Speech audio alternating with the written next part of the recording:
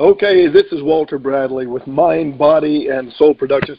We're in Heart Talk, and we're going to be talking about the election and the races going around in the United States, and talk a little bit about the media. And one of my points that I've been looking at is how the media is really covering over for the Democratic Party after their most distasteful handling of the Kavanaugh affair, and how I heard Democrats said, I knew that we're going to vote against the Democratic Party for it. But in the polls, it shows the Democrats are leading. How strange that is when, you know, coming from grassroots, it's nothing anywhere near that. But today, we noticed that there's a major race going on, of course, in Texas that they're making hay over with Beto O'Rourke and Ted Cruz. And Ted Cruz is leading, but they say it's really close. And I really don't see it that way. I think Ted Cruz has it, in my opinion. However, we do note that there are, for the first time, I'm hearing problems with election vote counting machines. And we had a new voting machine that we were working with. And they said, be sure and check it to make sure it matches your selections that you had selected in your voting. So I did that, and it did, but does it mean I voted that way? I don't know, because they said some voting machine said if you vote a straight party ticket, that it goes on to the other side, the Democratic side, if you go straight party, and if you vote straight Democrat, it goes Republican. So how do you know who you're voting for now anymore? I don't know. Greg, what's your thoughts on this? I'm just repeating some of the news reports and things that I've been investigating and hearing, and I'm going, is this happening in California? Probably. This sounds like another clear case of some voter fraud. That whole Georgia thing where I guess something got wiped out. I don't know if you heard about that one, but no, I hadn't heard of that one. Missed it. Yeah, I was trying to look that one up, but my computer decided to reset itself right now. So, but I will look that up. It's an interesting case. I think there was, what was the other one? Somebody called the DeSantis versus Gilliam race. They called it like last night or something, and the votes hadn't even come in, or it was some weird stuff like that. And I don't know, but it does seem like they want that. I don't know. I thought we were going to have a red wave. Now it looks like we're going to have a big blue turd. So I guess we'll just have to see. Yeah, because it's interesting how the Democrats made themselves look like, I hate to say it, they really did make themselves look foolish. And then all the confessions of all the testifiers against Kavanaugh were saying, well, you know, I made that up.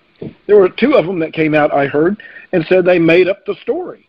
Totally. It's bogus. Right, and there's nobody talking about that, right? These media, the mainstream media, isn't talking about that. Even Fox News probably isn't really talking that much about it either, which they're the only the only news media, the big news media that is on Trump's side. So it's turned into like some WCW versus the WWF type scams, and everybody is just all about groups, and if nothing is really turning out to be about that person, it's all about the party, which I don't like. Like I never want to vote for somebody because they're part of this party. It should always be because that's the right person for that job. That's what you should be voting for. And unfortunately, party politics doesn't really allow for that. They always try that divisive thing, and that's why I don't like the party system. It brings this type of division, and it then obfuscates actually by that kind of system, it obfuscates the real issues and duties that we have as voters to vote on. It's covered up. They'll use a thing like a Kavanaugh thing, and then while that's going on, they'll be working through something and get it passed without it being, and the media doesn't follow that. They just stay on the points that the politicians are saying, obfuscating what's going on. That's one of the things that I do not like about our system. They call it the best system in the world. If that's the case, I feel sorry for the rest of the world. Yeah, we're in trouble. Woo, that's a bad thing. And I feel that way, and I think that way. And I used to believe in our system, but as I see it working now with new eyes and have been in the military and see how it really works, it's all about the military-industrial complex. And that's really what's ruling. And who's in charge of the military-industrial complex? Well, he who has the money that makes the rules, that's the bankers. And behind the scenes, who's behind the bankers? There are many behind the bankers that are unseen that you don't hear of. And so, who are they? Well, Fritz Springmeier covers some of the issues with his book, but there are others even behind that. I think we have many layers that we don't see, you and I, in John Q. Public. And I think there's a lot of things that are unknown to us that are controlled by people and powers and people in secret areas that we know not, that run things in ways that, well, you and I would probably disapprove of, based on our understanding scripturally and of this world. But, one of the things that I step back and do as I look at all this myriad and this mess is realize we have a Savior and an almighty King who sees all of it, and they can't hide. And that's Amen. my confidence. And I realize that. And I have to be subject to this world, but not of it. So that's right. That's my Amen to that. And see, the Savior was subject to the world, but he wasn't of it. And he testified of it. I had one lady saying, well, you shouldn't be talking about the government and everything. God says we should. I said, yes, but we don't sit there and not point out the sin of it. We stand like John the Baptist, because would you have approved of him talking about the second marriage of Herod to his brother Philip's wife? Probably you'd say, no, we shouldn't be talking about that. But John the Baptist said you ought not be doing that. He was just testifying of the truth. And that's what we should do. But in that, one of the things that I've been studying and looking at is I've been looking at Missing 411 with David Paulides. Trying to pronounce that correctly. I've heard several different pronunciations. But anyway, that, and I've been looking at what they call the cryptids, being whether it be Bigfoot or other creatures that they mention. And, there's always a grain of truth in these things. And one of the problems I note is anything like that, which could be spiritual in nature, the world and the media and everything dismiss offhand, even though there's continuous reports and continuous reliable people that say, wait a minute, I saw this is real. And so there's a denial on their part, maybe, of the realities that they are aware of. What do you think about that? I don't know. Well, I'm a little baffled by all this. I mean, well, the thing about it, there's some scriptural things like the giants of old and all the creatures that they talked about, and they dismiss that. So I think there's a reality that we're missing that's becoming, I'm fearful that it will become in the future, more reality for the common everyday world soon. Because it's scary. Well, yeah. And I remember seeing that show, the psychologist that was on Cheers. What was his name? Oh my goodness. Frasier. Frasier, yeah. They had that show where he was in one of the astronauts, one of the real astronauts, came on that show and played a character. And he went through this monologue as he was arguing with his staff member in the other studio. And here he is confessing of what they saw in space. And I had this reality in my mind thinking, that's a real confession, but he's pretending like it's in a show and he's making it all up. But yet it's hidden in plain sight. And then he tells them, I've got to take that tape. You have that tape of what I just said? Oh, good. I need to take that. And I go, I get it. It's kind of a way of saying what really happened without saying anything at all. And it made me think again, wow. you know. And the experience I had in the Oakland Hills, other people have had similar experiences. And I found that out, and I looked, and I don't comment to them. I don't try to get in with a group with them and try to, you know, get any feedback. But I kind of go, wow, we're in a world which is spiritual by nature, and we try to pretend like it does not exist. And people that see Bigfoot, we kind of go, I never did believe in Bigfoot. I thought, oh, okay, that's some kind of distraction. But however, there are several people that I've looked at, and then I saw one which made me start thinking about it, was the military call out that said some military people had experienced that. And I go, well, maybe there was something to it there. I don't know. What does this have to do with the election? Well, I think Trump is one that will roll out things. I think he's going to be reelected, honestly. They don't want that. They're going to fight that. And this is the first president where I feared that he might be assassinated, or that there'd be a real assassination attempt against Islam. I fear that, because the Democrats said, if you don't put us back in power, well, you know, I remember what Pelosi and all of them were saying, you know, we're going to get nasty. And I thought, wow, you know, what does that mean? And all of the threats against the president online and elsewhere that don't get noticed, or don't, where before that's illegal. It is illegal to make even a slight threat against the president of the United States. And it seems like they're kind of making it a public thing where they don't do anything. So that has me concerned. Yeah. Well, it is. It's very concerning when they're talking about our president like that, knowing that if it was any other person, there would be consequences. There would be a lot of consequences. And it isn't just like it's a couple people talking.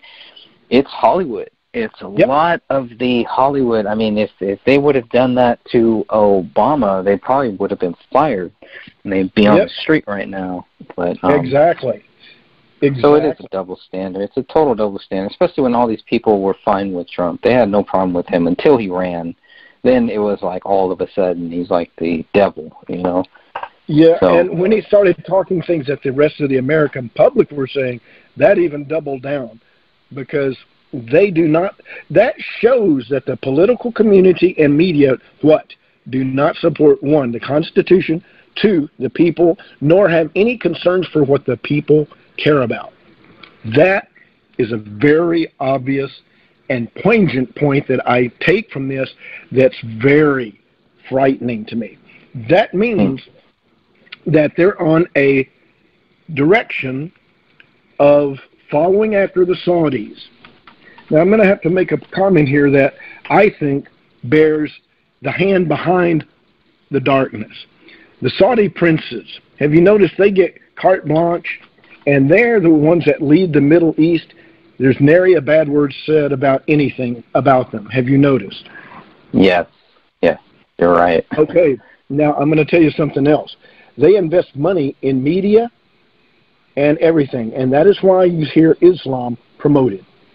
Because he is using his money and power, the Saudi prince and king, to promote Islam. And they are doing it slowly and quietly at the universities, the media, and even in Congress. There are things there that we did not see.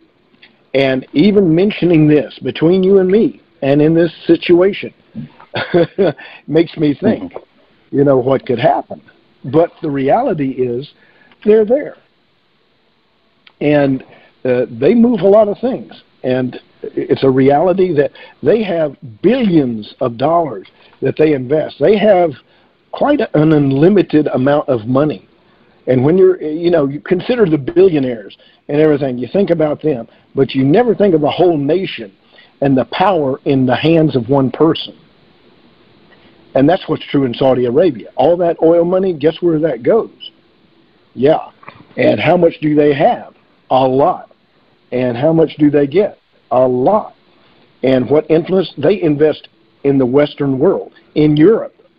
and in the United States and France and everything. And see, by this, guess what they do? It increases their power and their following worldwide, giving them more power. And I think they're ones amongst many that are in and under. I think even the Rothschilds, the Rockefellers, and all of them do not compare to them. In fact, can't. With all their wealth, they consider the Rothschilds got all this money in banking and everything. But they're not the Saudis that have clout with oil, that gets money, that gets more power, and then have a people group, the Mohammedans, that are worldwide. And of course, they have people in positions like the Pope. They're everywhere. You know, the moderate Muslim, the moderate one. Well, they're told to lie to their enemies, and they can say you're a moderate, and you could be a radical. You don't know. We can't say that. And there's mosques in Texas now that I have seen that weren't here before, but now they're going all the way up into Dallas. They're following the I-35 highway, and believe me, that is a lot of this election is considering immigrants and everything, but we're not talking about one problem that we hear. Dearborn, Michigan is run by Muslims. You know, and they were just talking recently, 2 Muslims were voted into Congress. Think about it. If you get a majority of Muslims in Congress, guess what? This could become a Muslim nation. Therefore, you see why the Saudi prince wants to get this accepted, is then if he gets that, guess what happens? The New World Order becomes a lot easier because the Muslim power is equal to that of the Catholic Church, per se, as I see it. So that's an interesting aside. But this election is Donald Trump's affidavit of his ability in his mind. And I think that if it goes to the Democrats, they're already saying the Democrats are leading. The media is just fawning over the Democrats, covering up all the crime, and saying that polls indicate the Democrats are here. They're trying to elevate the Democrats and get them out. Beto was just singing the Democratic song to the people in Texas, and using little old ladies. They said, yeah, we need somebody like that. He spoke well, and okay, fine. But he stands for abortion. Do you stand for abortion? Do you stand for murdering of infants? No. Do you stand for gun rights? Well, Beto does not. He is a Democrat. Gun control is part of their deal. Why do they want gun control? Because if you take away the guns, there is no resistance to what? Tyranny. That can be pushed into the government. And that was what the Constitution was for. That's why they hate the Constitution. Because if their deeds become known, constitutionally, we can rise up against them and put them down under the Constitution. So the Constitution is a war against the tyranny that they are covering. So therefore, that is why we see this put down. And using covers to say, we've got to reduce guns. Well, what's that? Well, what do we do to get that? Oh, let's have a whole bunch of shootings going around, innocents being killed. And, I don't think they stage all of it, but they can use certain things to exacerbate a natural response to whatever they're doing. And maybe that's where all the spraying from the planes come in. You talk about the aerial dissemination of all of these different things in the atmosphere, which can cut mind's stability down and resistance to acting irrationally. So they didn't technically send out somebody to do something, but by the means of what they do, it motivates the unstable, if you see what I'm saying. Yeah, and that's the problem, because that's just going to help them try to make more laws about guns and taking away people's rights because people aren't stable. But it really has nothing to do with a lot of the people they always try to connect it to. That's true, and there's a lot of problems that I see with our government, and mainly this last issue of Victoria made an interesting statement. She says, every time a president wins, it's always at the midterms, Congress goes back to the opposite side. And I said, hey, you're right. Every time. Yeah. Now, how could that possibly be true? It hadn't happened always, but I think it's arranged. I hate saying that because I don't believe our elections are safe. I don't, they say they've only found 4 instances where voter fraud was involved. Yeah, right. In all the years of history, there's not been but 4. Yeah, no. That's covering our eyes. And I think that's a lie. Because voter fraud is not always caught. And sometimes when they do, they bury it because they don't want to have a scandal, which would mean investigating the voting process. And we very rarely, how many times have you heard an investigation into the voting process throughout the United States, monitoring and really verifying that it is going the way they say it is? Never. I've never heard of that. Just talk about a couple of machines in this machine. And over in this county, we're catching this. But I really think for the longest time, and I don't know how long, but I think these elections have been controlled. And if it doesn't go their way, look at the George W. Bush election with Florida. That was a debacle. And it should have never been the worst. That shouldn't have gone to the Supreme Court even. If there is a problem, you stage another vote. Do it again. This one is tarnished. We can't do it. But they go to the Supreme Court, and the Supreme Court says, we choose George Bush. Well, okay. Wait a minute. He's the one that's right? How can you be sure? Why are you doing that? It's just like abortion. They say abortion's legal. But no state has to abide by premeditated murder. The Supreme Court can't authorize murder of children. And yet they did it, and everybody says, okay. No, that shows the people in power are not following right, orthodox, good government. Because you can't legalize murder, but they did it. That's kind of a shameful thing. And ever since that 73 decision, this nation then started falling dramatically, as you can see. Yeah, and still is. Yeah, getting a lot worse. We haven't hit bottom yet, but it's coming. And when we do, they're going to, I think, outlaw Christian speaking of the Bible. They've already started slowly with hate speech, making it illegal. And it's very general, isn't hate speech? Well, what is it? Sure is. If you hate evil, that's wrong. That's hate speech. Well, I don't speak against, for example, gay people. I don't hate them. But I don't advocate or promote or say that that's the correct way of life. It is wrong. It's sin. Uh-oh. Yeah, the cat causing problems for Victoria. Uh-oh. Cat cameo. There's always a cat cameo in these shows. Sorry. Yeah. Cats are supposed to be docile, calm creatures that sit in your lap. But but as soon as that camera goes on, they take over.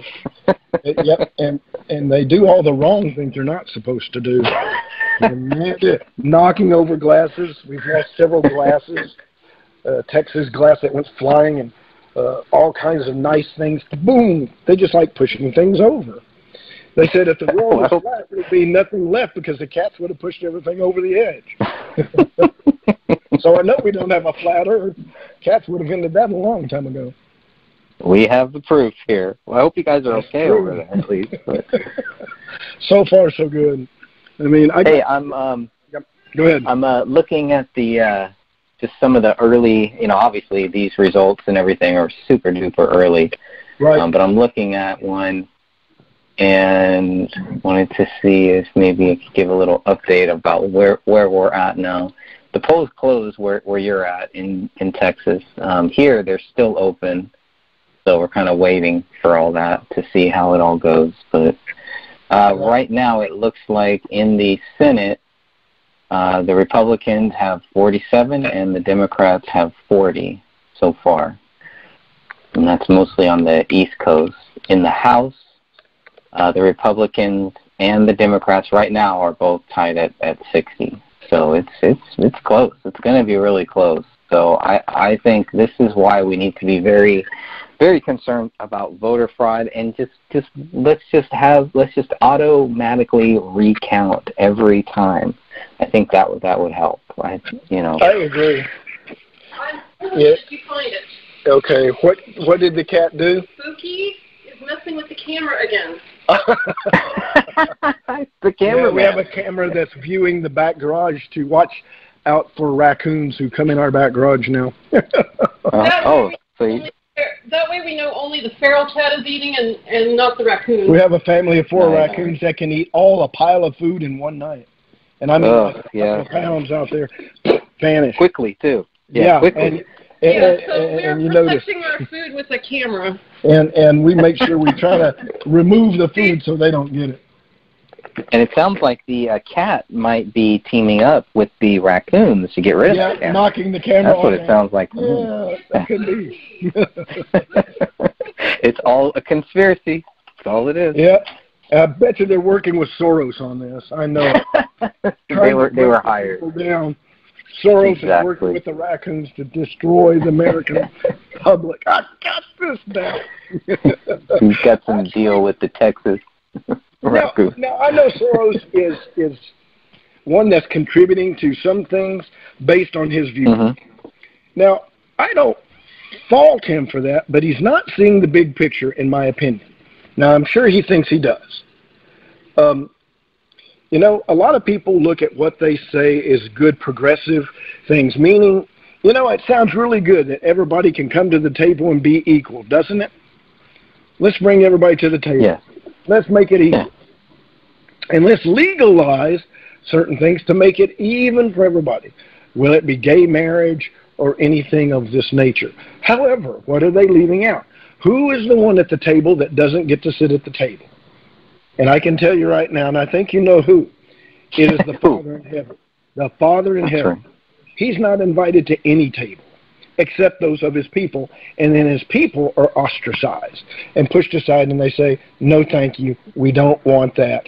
We don't want your religious dogma judging us.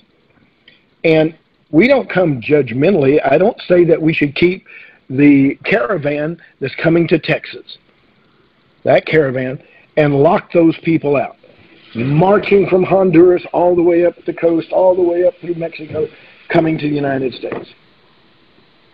What we should do is be, one, kind to them.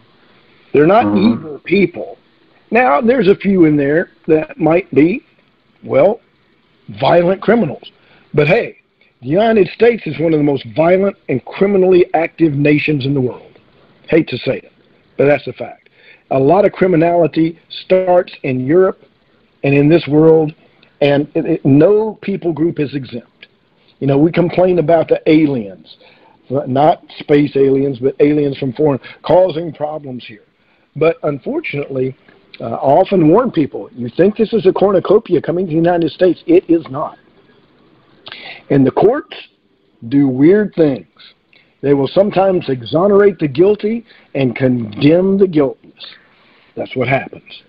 And it's strange. And Victoria doesn't support the death penalty for that. I see that point, but the death penalty is there for a purpose.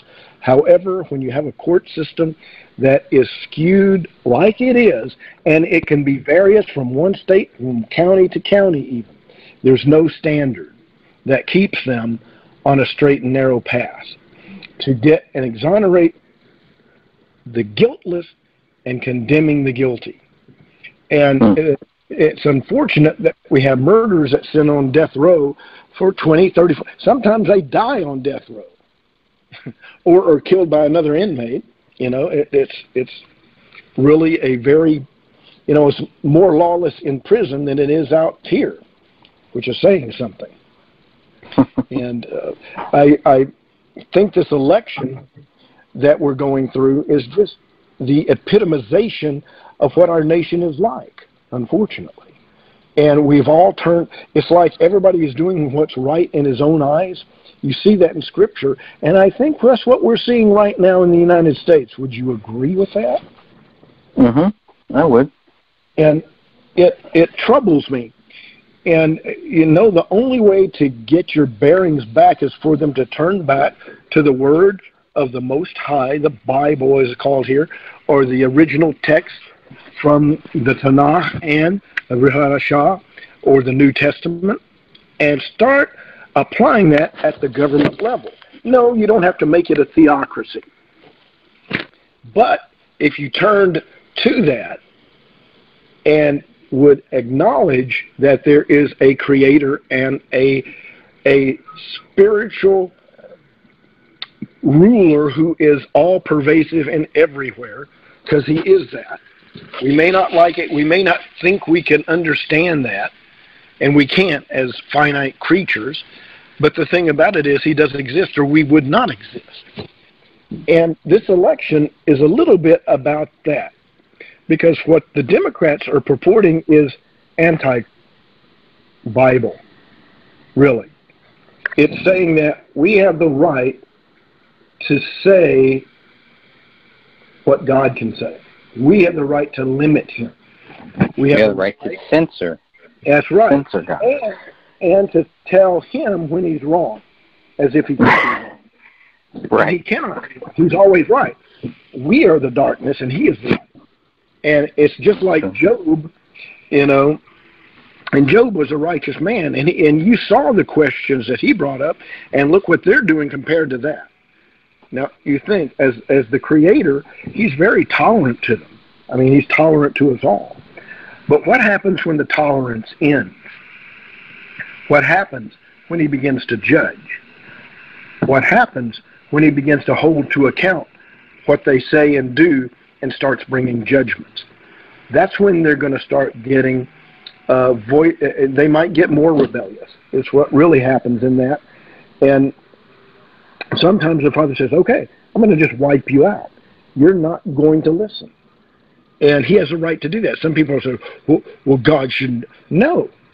The reality is we have rebelled, and we don't see that. People don't see that we have rebelled against a righteous one who's done us no evil. He strives for age. Look how long this earth has been here since the fall. Does that not exhibit tolerance above all else? I mean, we've been here thousands and thousands of years. And then he sends a Savior down. He should have annihilated us. I mean, the whole bag of us should have been just cast out. But he didn't. And he said he had to do this because we wouldn't have believed he existed otherwise, and that's the truth. It's exemplified in all of this. This election, to me, is the result of the Father putting somebody in office that was not a desirable person, would you say? Donald Trump wasn't looked at and said, oh man, wouldn't he make a great president? It says he chooses the base things of the world to confound the wise. And then Trump gets in there and starts doing things like he said he would do. Not like politicians do, but he starts doing stuff. And I wouldn't have voted for him under the circumstances if there would have been a more, I would have voted almost Democratic then if there would have been a good Democrat then that, one, supported, you know, gun rights and was against abortion. That's the only way I would have done that. But if there would have been a candidate like that, I might have voted Democrat against Trump. But there wasn't. And I believe, you know, the thing that he did was he said, to win an election, all you got to do is tell them what they want to hear. He didn't say tell them the truth. He said tell them what they want to hear, and that's what Trump did. But now he's also, go ahead. But he's doing. He's taking it a step further. Yeah, that's what he's actually doing it. And then the Republicans and Democrats do not like him. I definitely think that they're just playing a game right now. And they said he won't get reelected in 2020. They don't know that. And I think all their rigging in this system failed somehow, and they can't figure out how to undo it. And I think they all had it in hand and thought they did, just like usual. And I've never seen an election where the projected winner from the time before the election didn't get elected, if you see what I'm saying. Generally, it follows that pattern, in my opinion. It follows that pattern. And this time it didn't. And I noticed during the election, Kerry goes to Antarctica. And you heard about that, right? Yes. And several people went down to Antarctica right on that. And I think that was due to the election somehow. Why? I don't know. Something was happening, and they had to run down that. Why would you run to Antarctica? What is there that needs to be consulted by top-level people like the Eastern Orthodox priest, the high priest there, and all of this, and then having all of these, an item in Mecca that kills 2,000 people, and the Russians pick it up, take it to Antarctica, and I'm going, why? What's going on there? And that's in the realm of what they call science fiction almost. However, there might be more to science fiction than there is to our perceived reality. And, you know, the Father says the things that are unseen are real, and what you see is temporal. That's scriptural. So there's a lot of things out there that we would deny visually and logically from our perspective, which would be 100% wrong. And, you know, this election has a surreal spiritual aspect to it this time. And it's Hollywood. It really is, and it's taking on the supernatural in a sense. It's like the mask is coming off on both sides. Yep. This is really about good versus evil. And we see that the Democrats, unfortunately, have taken the side of darkness. I hate to put it in such blunt and real term, but that's really what they've been doing. And they call that progressive. No, it's suppressive, as we see. And if they say, if you don't do it our way, there's going to be problems. Well, and do you think the Republicans listen to that? Yes, they do. Because behind the scenes, what you've heard of the unseen hand, the unseen power. And I know there's something that works not just in the United States, but worldwide. And I think that's where Antarctica came in. There's something there. A power to deal with. What is it? Could it be the fallen angels that are in prison there that are exercising power?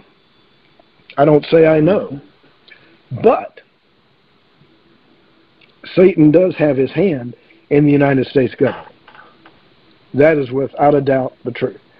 And we see things that tie into things like Missing 411, which is a type of sacrifice, in my opinion, where this was agreed to. No, they don't sit there and say, okay, y'all take 2,000 this month. No, it's not that. I think that goes back to Eisenhower, and somehow the demonic hordes got them to agree, because they had to agree, because the Father wouldn't let them do it. But we agreed to this. And I don't think it was just about alien abduction, but these disappearances in the natural forests and parks that have no explanation, that have no natural explanation, like a bear got them, a moose, or they wandered off, or were killed, or just got lost and then came back. And then we find strange circumstances with concerning the shoe, which ties to spiritual things. You know, in ancient Israel, you take off a shoe, that's an agreement that you're making. It's a covenant. And we see where people's shoes are gone, one shoe in particular sometimes. And I don't say what's causing that. And clothing neatly folded, and they find the child either dead, naked, or a human, an adult, and some of them are alive. Some are not harmed, some are dead, and some are never found, period. Wow. So this fight in this election, as we see, I think, travels down and travels throughout. Everything is based on the connections of the righteousness of the government in power. When you do well, what does it say you will get? You will get blessing. When you do evil, what does it say you will get? You will get the curses. And we are the only nation besides Israel which has claimed the Most High, the God of the Bible, at least by my estimation and what I have seen, a claim to Him as our Creator and King. When you do that and you turn your back on Him, judgments come. And as much as Trump is doing good, I think there's going to be a turn in him. If I suspect he may get what he wants in this election. I'm just saying possibly. And if he does, this may mean that the turn will happen.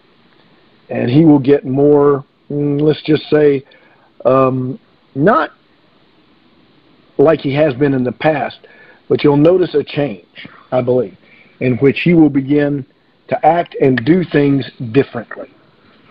And he will turn them to his advantage, in my thought. He's done a lot of good things, yes, but I disagree about building a wall. You know, again, you're not for the wall? No, I am not. I am not for that. I don't think that is really an answer. It is not dealing with the issue. That's a political thing. That is something that is not going to do anything to the problem that it's addressing. We have barbed wire, we have fence there, we have everything. But it would have to be an impenetrable wall that has to be manned by people, like it was in Germany, to make it effective. In other words, you have a dead zone which is lit and covered outside that wall that shows the egress and ingress points, and that is monitored, 24/7. Who has the availability to provide the personnel, the money, time, and the effort to build such a wall? The one in Germany was small compared to this one. This would, if you covered Texas, Arizona, California, you know, you're talking a big, long wall that's tall. It's going to be just very expensive. And after you build it, you're going to have to maintain that integrity of that, which they're going to attack immediately. It kind of sounds like it's going to create jobs to me, right? Well, construction jobs will soar for Texas. Construction jobs will Arizona, soar. Hopefully they'll be local. Yeah, and not outsourced. Yeah, of course it will. But I guarantee you, it's going to be a debacle, really, in trying to maintain that. Because I'm pretty much for two walls. I'd like to build two walls. So we build the first wall, and then we build that second one. The first wall has like sensors and stuff like that, so if people climb over it, it gives us time to catch them before they make it over that second wall. I know it sounds stupid. It sounds ridiculous, but think about it. Think how much that would cost. Because for that sensor to be useful, it has to go to a person that can send out border patrol, either horseback, because all of that area is inaccessible by car sometimes or any vehicle.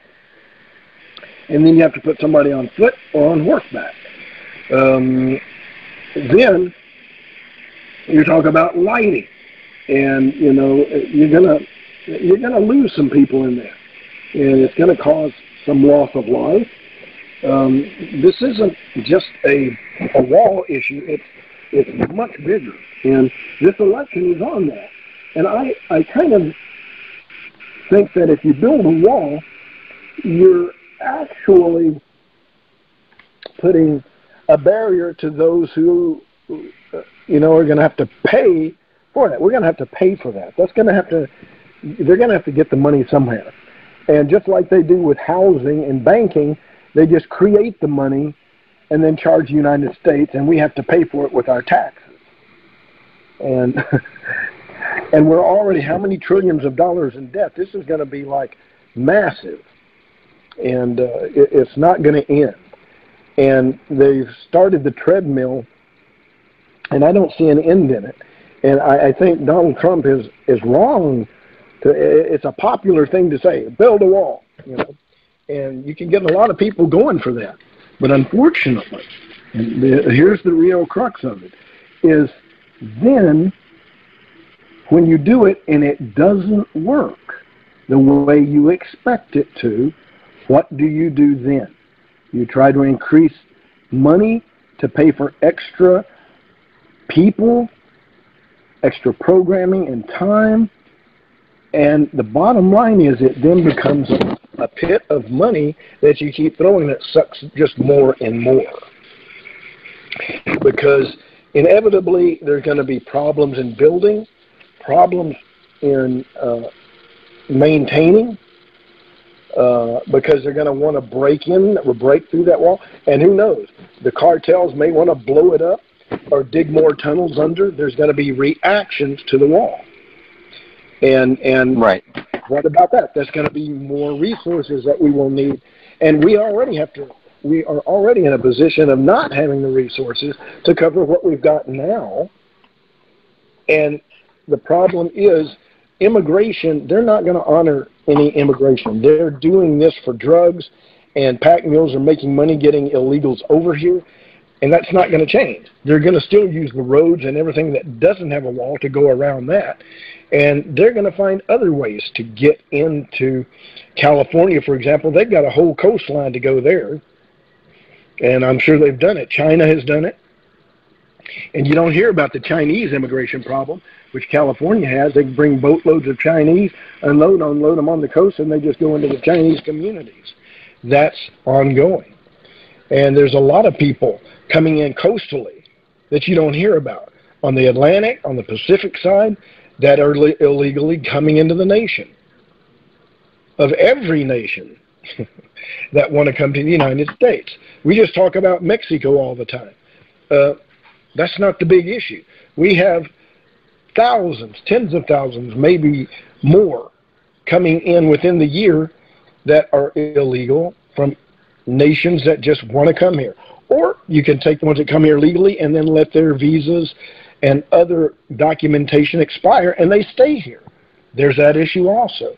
Who takes care of all this and enforces that to make sure we don't lose a handle on it? Well, it's the United States government and ICE. So, yeah, who they want to get rid of, right? There's talk about getting rid of ICE or how are they revamping it. They ought to let this go to the states, because you can't, you know, and support them with money with the states instead of build this wall. Really, you have to, you know, his reaction of sending troops down there, well, that's good, but you need to put troops on the border anyway. Right. We don't have any troops on the border, on borders of nations like that with that kind of a problem. You got to put it there and have them patrol. You got to. And it's not Border Patrol that has it. They have to have that military, because it's tantamount to an invasion. Who's to say they're not bringing agents in there through that? I'm sure some have gotten in through that very way. And so it's something they need to deal with. And it's a very complex problem. And Trump sending troops, I don't see that as a problem at all. People going, oh, you don't need to, what is that? Well, isn't that kind of martial law? Wouldn't that make it martial law, or look like martial law at the very least? Well, no, that's not martial law, because that affects the citizens within the United States. That's martial law, when they're controlling the activities of everybody in the United States due to a major national security issue that is ongoing and in progress. Which I think is what they, I think that's what they wanted. They were hoping that the people would turn against the government, and I think the opposite happened mostly. As mostly people realized the difference between. And it was like, wait a minute. Even some of the that's the one there. National immigrants, yes. Her and Chile. Indeed. That was actually staying out of it. Smart cat. But the reality I see is that some of the immigrants who have come here legally are joining in against the illegals, which is right. You don't want to be illegal coming into a nation because that doesn't speak well of you. But most of them are hardworking people. When the cats are dead tomorrow, it's my fault. Okay. A little intervention of cat lore. Yeah, I guess so. There. But this Larry and Shelley are just a problem and a half tonight. They're cats. They are. But one of the most important problems that we're not looking at now, what is going on outside of this immigration issue? What's happening in Congress with the president and the Democrats that we're not paying attention to? What are some of the issues that we are not looking at? Well, what happened to the Russian thing? It's vanished. And what's happened to all of those Democrats that did these illegal activities in trying to derail Kavanaugh? What are they doing about that? And, you know, it's very interesting. They're now shifting the focus. And it's the media. The media drives the focus of the public, unfortunately, instead of critical thinking. And you can see it. They jump, they're almost in it's like that person who can't keep focused because they're jumping from one thing to another. That's what the media does to the American public. Jumps from one thing to the next, the next, the next. And once you become involved in that and you start getting quote unquote angry, when you're angry, you're not thinking clearly or focused because you've got an issue that you think is out of control. And that's how the media presents it. This is out of control. Look at this. And they'll prick on some congressman or somebody that they'll use a media clip that follows their line of subjection that they're trying to put the people into, and they'll throw it out there, and they'll repeat it and repeat it, and keep repeating it. Have you noticed that? They just keep going with it until it catches on. It's like they keep throwing a hot match and see if the tinder's dry enough for it to catch fire. And that's what they do. And unfortunately, the American public, there's a lot of people that are speaking the truth about the media and everything, but unfortunately, it doesn't take hold the way it used to. I've noticed this. Before, have you noticed in other nations, people rise up against the government and go, stop it? I mean, in mass? You've seen this. Yeah. Arab Spring, all these nations, in France, the public rises up. How come that doesn't happen in the United States? I think it happens in different ways, doesn't it? Right? I mean, they're trying to get that. But wait a minute. Does it happen the way it does in those nations? No. I mean, we do have occasional spurts that get going, like the Tea Party movement. But what happened to that? What happened to the Tea Party movement? I mean, it's still there, but it's not. It's there, but what? And the Tea Party was the greatest effort that I had seen ever to make a change in our government. But they have gotten each one of those and subverted them all, whether in the Tea Party or not. Who do you see that's in the Tea Party that's being a spokesman that they pay attention to? No one, really. I don't know of anyone. Only a Republican, only a Democrat. The media always makes it an issue of the Republican and the Democrat. And that's it. Third party, independent, Green Party, it doesn't matter. Tea Party, whatever. And the reason is they can keep the people out of it by the media inference of what is effective and what not. And even though people don't say it, and you and I too, we're affected by that media. Who have I been focusing on? Did I focus on third party or anybody else outside of Cruz and Beto? No. I was focused on who? Beto and Cruz. Did I think of anybody else? No. And I realized, wow, that's me. The media drives my focus. So we realize, and I realize, even of myself, we are subdued by the power of the media. And why is that? Well, it's because it's prolific. And it's like Hitler said, if you're going to tell a lie, tell it often and let somebody in authority say it and keep repeating it. Eventually, they're going to go for it. They will, and it's just human nature. Because they know... Speaking of... Yes. Yes. Speaking of what's going on with Beto and Ted Cruz, I've been watching this, and they are locked. They're just dead even. It keeps going back and forth. I see that that state, Texas, turning back. It turns red, then it turns blue. They're at 49%, and they both have 49%. And of course we're only 7% in, but man, I think this is going to be a really, really close race. I think it's going to be that way across the whole nation. And just to kind of cover that, right now, the projections, at least on Fox News, so consider that source. But what they're reporting right now is 47 Democrats in the Senate and 47 Republicans in the Senate and 40 Democrats in the Senate so far, and that only includes these some states here. So polls are still open on the West Coast, and that could change a lot of things. I think we're going to see a lot more Democrats, but the Republicans, if these stats are true, the Republicans are at 47 now. They only need 4 more. If they don't get those 4, they're gonna have some problems in the Senate. And I think I was thinking about it. I was like, well, Trump's gonna have problems, but I think Trump is gonna do better with a Democrat Congress, with a Democrat Senate and a Democrat House. I think he's gonna do fine. He might actually do a lot better. Well, you want to know why? He's a Democrat. He's a Democrat. He can shift back and forth. He's a Democrat. Like they do. and he was a Democrat. He's a Jew. He supports both parties. He's a globalist. Yeah. Well, if you're a president, part of the real party.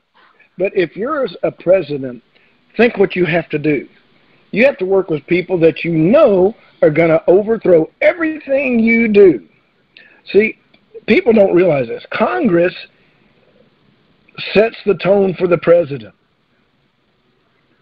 If they like him, they can make him look great. Look what they did for Obama. Didn't he look great? Didn't the media talk about all the wonderful things that he did?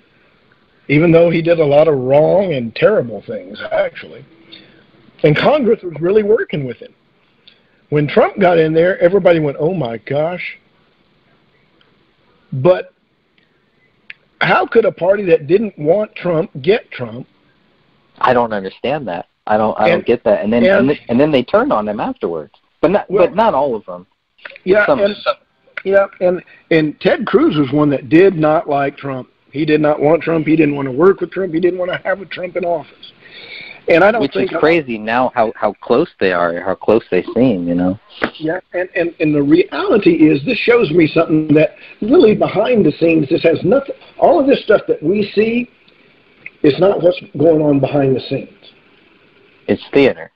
I think it's made to keep us at bay at what really goes on in Washington because it's international. Yeah. Sure.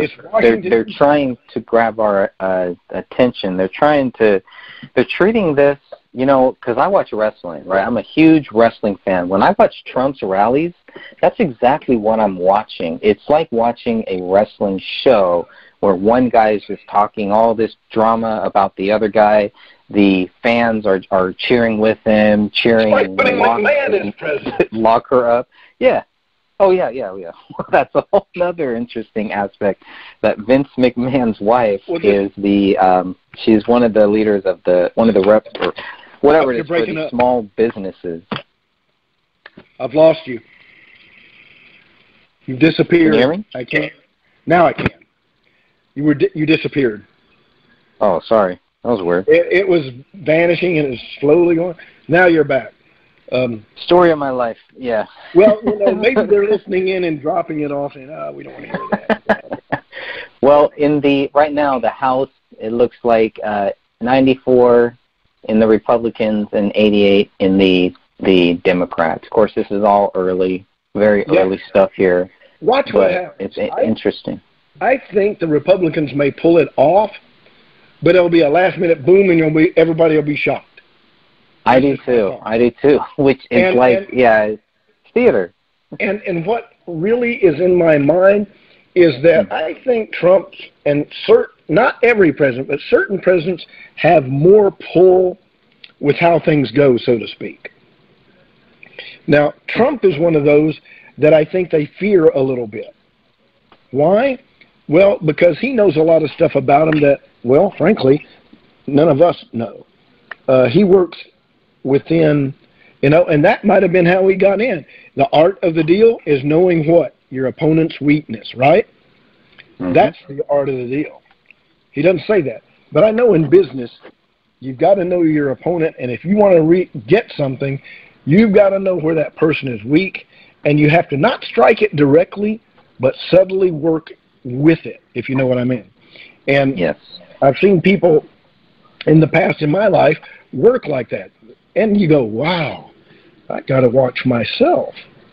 And I've got to make sure my P's and Q's are set because, dude, you're gonna end up, you know how I used to work in the office back in where we used to work.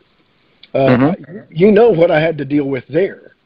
And I was constantly under, scrutiny. Constantly. Yeah. And because there was a difference, there. And I respected that. I respected them. But I was also very careful because he did speak at times. He says, I can't do this or this or this or catch you with anything, he said one time. I go, what are you talking about? But that made me realize that he was looking for something. And I went, wow, I got to watch myself. I got to make sure I do my job well because any little oops, And, and he was a good boss. He had his downfalls, and a lot of people found that, disconcerting. I know the crew that I was working with found it very disconcerting, and there were, you're always going to have a difference with the boss, no matter who it is. If it was me, they'd have a difference or whatever. And one of the things that I liked was, I'll just mention his first name, that I liked working under was Thad. He let you do the job, is basically what it was.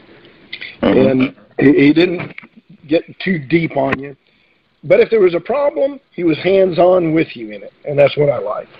But anyway, getting with that, if you look at it, Trump is a little bit like Thad. He gets his hands in it when he thinks it needs to be done. A little. I see that. And he'll stick his neck out a little, and he'll say things, some appropriate, some inapropos, but he does tackle the problem to some degree. Now, let me say something that I've always said. I think it was arranged for him to be there. I think, that, we see these old cartoons, that one with Trump that was aired, and you think about it, and that was with The Simpsons, and it showed him running for president. And that wasn't too long before he ran for president. And they said, wow, look how similar this is and how everybody's positioned with signs and everything, just like it was in The Simpsons. Well, that has something to bear on this election. How many people would have, looking at The Simpsons, would have said, oh, Trump's going to run for president? Did you come to that conclusion? If you would have watched that, would you have think that? Would you?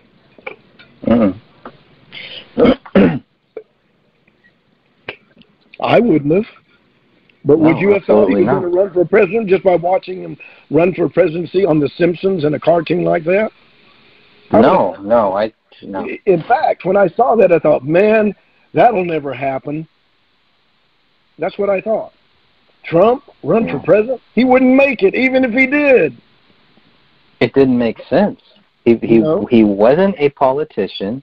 He's never ran for anything. He's not a Republican. He's not a Democrat. How does this happen? Now think about it. Like what person has ever run that wasn't party affiliated? Nobody. George Washington, but he didn't have to run. That's about it. Well, he was a natural. He was selected, whereas everybody else was elected. Yep, and the thing about it is that should make people pause and think, because the democratic system that they say that's in Washington does not allow just anybody to step in and run, whether it be billionaire or not, because Nelson Rockefeller got selected to be vice president. He never made president, though, and it was a Rockefeller, the Rockefeller family, that had somebody as vice president.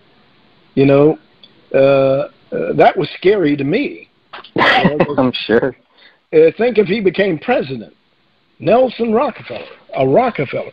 But the thing is, that would have put the billionaires in there. But the billionaires are merely puppets. We think about Soros and all of that, but who is hiding behind the scenes that's doing the same thing? Who else? It's not only Soros doing this. The media highlights Soros. And why? Because there's somebody else they don't want us to look at. Who is that? Who is that? There's others contributing money, and one could be the Saudi prince. They talk about Russia. The Saudis have the greatest influence in the United States above any nation. Russia or China, and you can put them all together. The Saudis... Yep, and they never talk about the Saudis. Never. There is never any mention. They were forced to. They were forced to because of that journalist thing or whatever. That critic. Khashoggi. But that died out very quick. Oh yeah, you want to know why? Money. They have a lot of money and a lot of industry, and it's big. It's big. And if they pulled that money, if the Saudis pulled all their money out and got all their infrastructure and everything, guess what would happen to the United States? We would be in trouble. This nation would be in trouble. Why though? Why would we? Because of the extent of the money they're in. There couldn't be an instant replacement. It would be like the 2008 crash for the United States, anyway. Nobody else. Well, wouldn't it be like that for them too? I mean, they have all of that money. If they pull out, what do they think they're going to do with it? It's our dollar bill. They can put that in other nations and other things. Yeah. They're not limited. I mean, yeah, they would have some. It might cost them a little money, but that wouldn't hurt them as much. Yeah, it would hurt. It would hurt us more, you think? But I think it would hurt us a lot more. Interesting. Very interesting. And so we have to understand that's why the acceptance of Muslimhood is so, Mohammedanism is so prevalent now. It's because of that very factor. And he has influence. And now we've elected Muslims into, that's not, you know where that comes from? They're getting power now. And you know what they say to do? Get the people in important offices, then you can take over without a war. That's what the Muslims are trying to do. Guess what Barack Obama was? Boom. Think about it. The nation has turned to a Muslim nation. We are turning into a Muslim nation now. And it's slow, but it's progressing fairly fast. You start looking around. And okay. It looks like the Republicans now have 49 senators, and the Democrats still have 40. They only need 2 more. They only need 2 more. Think they'll get that? I think it's controversial. There are some Democratic senators that were running that were in trouble. And the Republicans may gain. I'm anticipating a gain in the Republican Senate, that they'll go from 51 maybe to 52 or 53. maybe. That would be crazy. If they really, they're also leading. Yeah, they're also leading in the House right now, 100 to 90. So the Republicans, it's still close. It's still early, but and I've seen these numbers go back and forth. So. But I think it's going to go against them because the Democrats acted stupid with Kavanaugh. Especially in the Senate. Yeah, especially in the Senate. And it turned off a lot of Democrats. They turned against their own that way, and they looked at it as just unnecessary, how badly they handled that. They could have done it in a way and not look like so stupid. But there was 3 Democratic, diehard Democrats. I mean, downright, always vote Democrat. And they said they're not going to vote for any Democrat this time around. And wow. Again. I went, whoa. Dianne Feinstein blew up her own party. Yeah. Well, there's a guy running against her. And there's another Democrat. What's that guy's name? His name Kevin DeLeon. Well, so he's running, and he's a Democrat running against Dianne Feinstein. I'm curious to see how that ends up. The Democratic Party there said they were not going to support her for a re-election at one point. She had to go back to California to get it, to get their. That's right. That's right. And after she, yeah. Mm-hmm. I don't think they want her anymore. Yeah, that's an interesting one. I think because I have voted for her in the past, but definitely did not vote for her today. And see, there it is. There it is. Now, I'm an independent, but I tend to vote Republican because they get my core values. That's what I look for. Not just their talk. I check their records. How do they vote? Mm-hmm. And if I find something that I disagree a point, I'll vote against them. Either I won't vote Democrat. I'll vote independent, and that means I lose it. And that means I'm almost throwing away a vote. But if the person in office does something I don't like, I'm not going to vote Democrat unless they have my core values.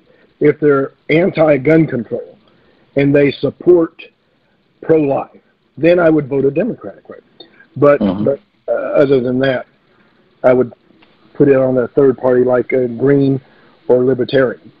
And I did vote for a couple of Libertarians out here. I didn't vote a straight.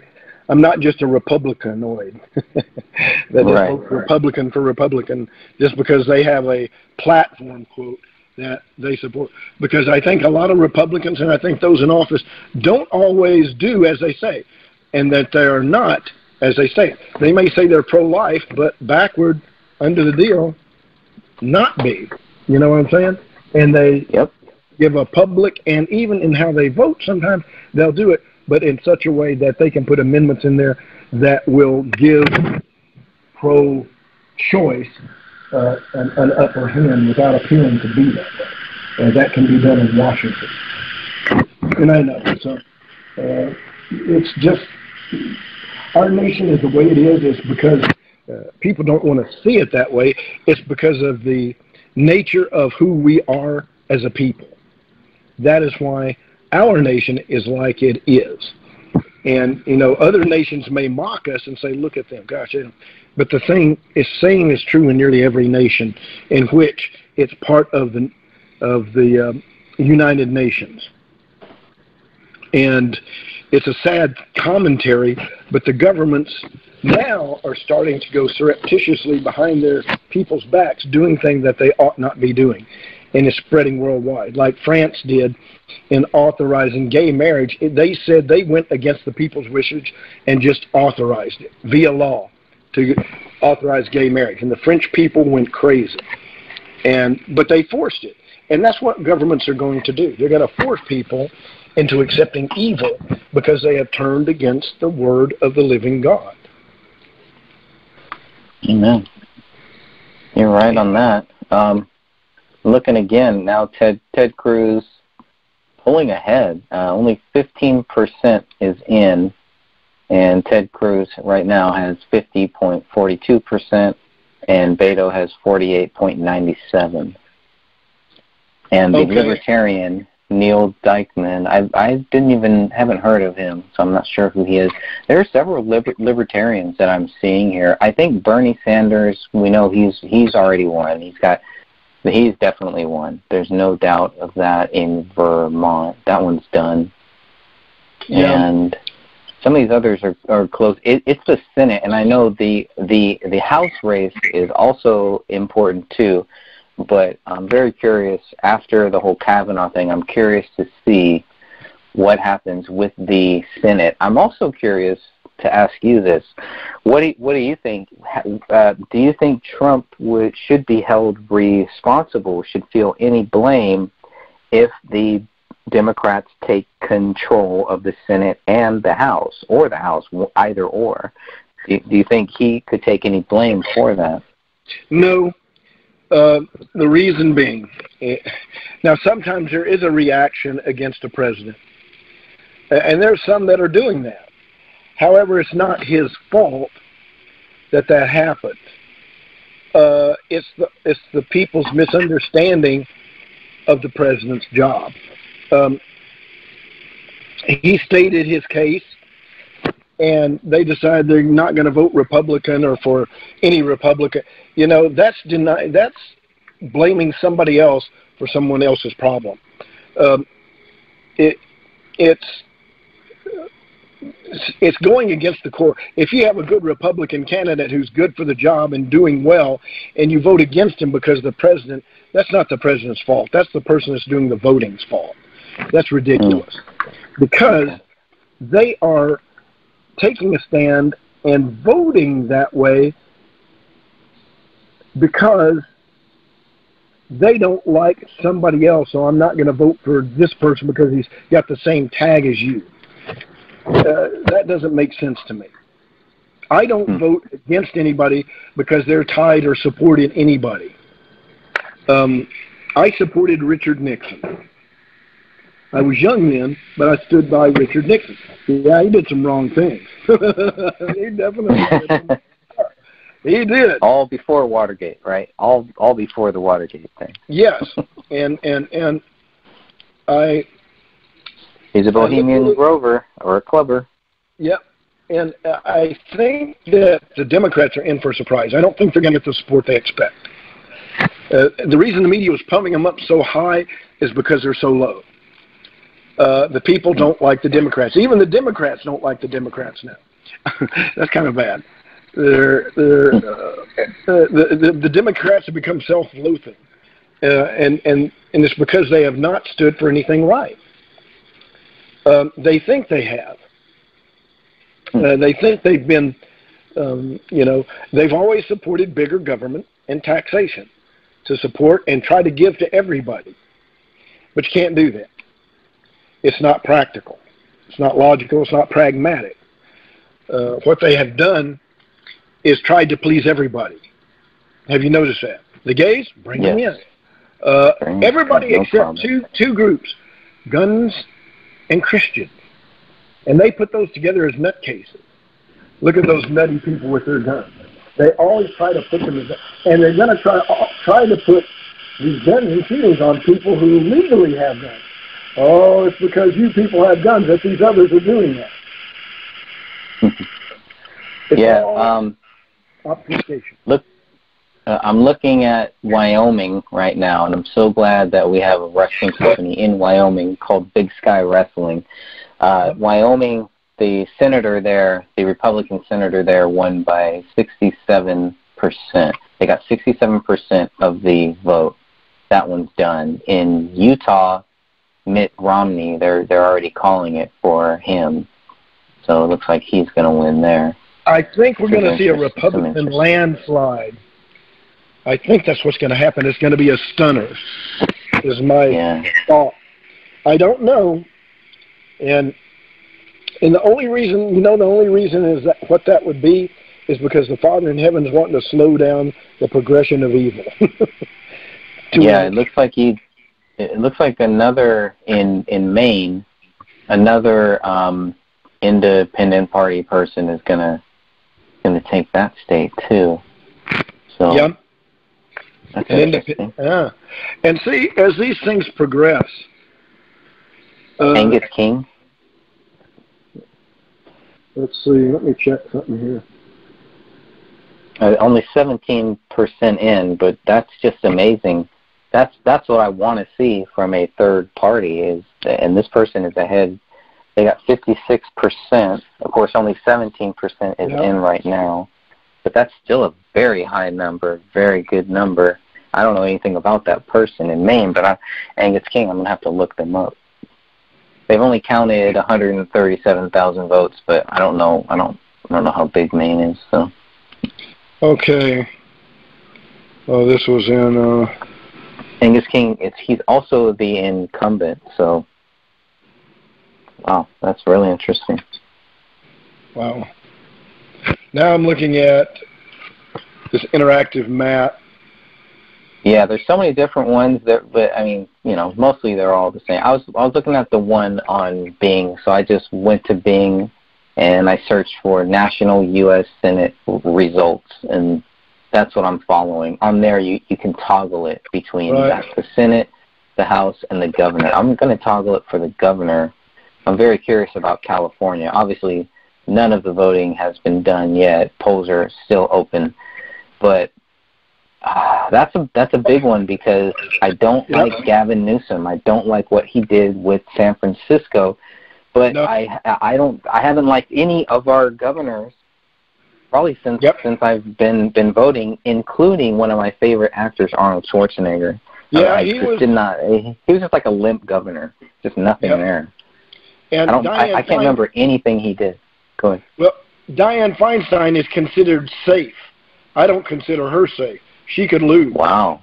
I think they say that she's safe. I don't know how they say that, I mean, she's the safe bet, right? So if I was going to bet on who would win, I'd probably bet on her. I wouldn't bet that much money because it's not a very fruitful bet. But she's definitely. I mean, she's been here way too long. Right. It's time for her to go. The red is the Republicans, right? Am I thinking right? Yes. And 49. They're saying 49 to 40 right now. Is looking that Texas is going red. Nebraska, Wyoming, Utah, Mississippi, Tennessee, and that's what they're putting out right now. Oh, that's good. I'm gonna look at. Yeah, let's look at some of the Texas. Now this is the Senate. How big it is. Okay. Yeah, because the House is where it gets complicated, very complicated, very quickly. I don't want to look at that because I'd be going. Yeah. It is going to be a. We're not going to know for sure till tomorrow. I look at it by the weekend. They'll declare the winners tomorrow, most likely. Well, I hope they at least give some kind of projection for. I mean, if what we're looking at that we're seeing is accurate, this looks good. It looks good for the Republicans. Doesn't look good for the Democrats. No. And if the Democrats lose now, it's like they have a Hail Mary, and that's about it going into 2020. They're going to have to do something really desperate. It could be even more dangerous, pull more dirty tricks than we've already seen. So if the Republicans win, people need to be, I hope they're just not going to go out and do what they did when Obama won. They had a big party, everybody got wasted, and nobody really focused on anything that Obama was going to do. They kept their mouth shut for 8 years. Yep. That was the Obama administration. Trump has actually taken that away, and now everybody's vocal. Even if they don't like him, everybody's being very, very vocal now. And I don't think that's ever going to change. I think it's only going to get more vocal. More people are going to get involved in this. Even if they don't actually vote, I think we're going to see a lot of people that are going to be causing a lot of trouble that probably, if you were to look at their background, they probably have never voted, and they probably don't want to vote. They don't care about that. They want to take this country down. And so we have wars on many fronts. It's going to end up I think if it ends up Republican, I'm afraid of what some have said about eradicating the president. That comes to my mind. And would that mean that it's a possibility that they would set up something maybe to eliminate the president? Because they said, I heard one say, he's definitely not going to make it in 2020, maybe sooner. And I went, what? They have tried. They have already tried to take him out. They keep that stuff quiet, but that is public knowledge, and that stuff can be found.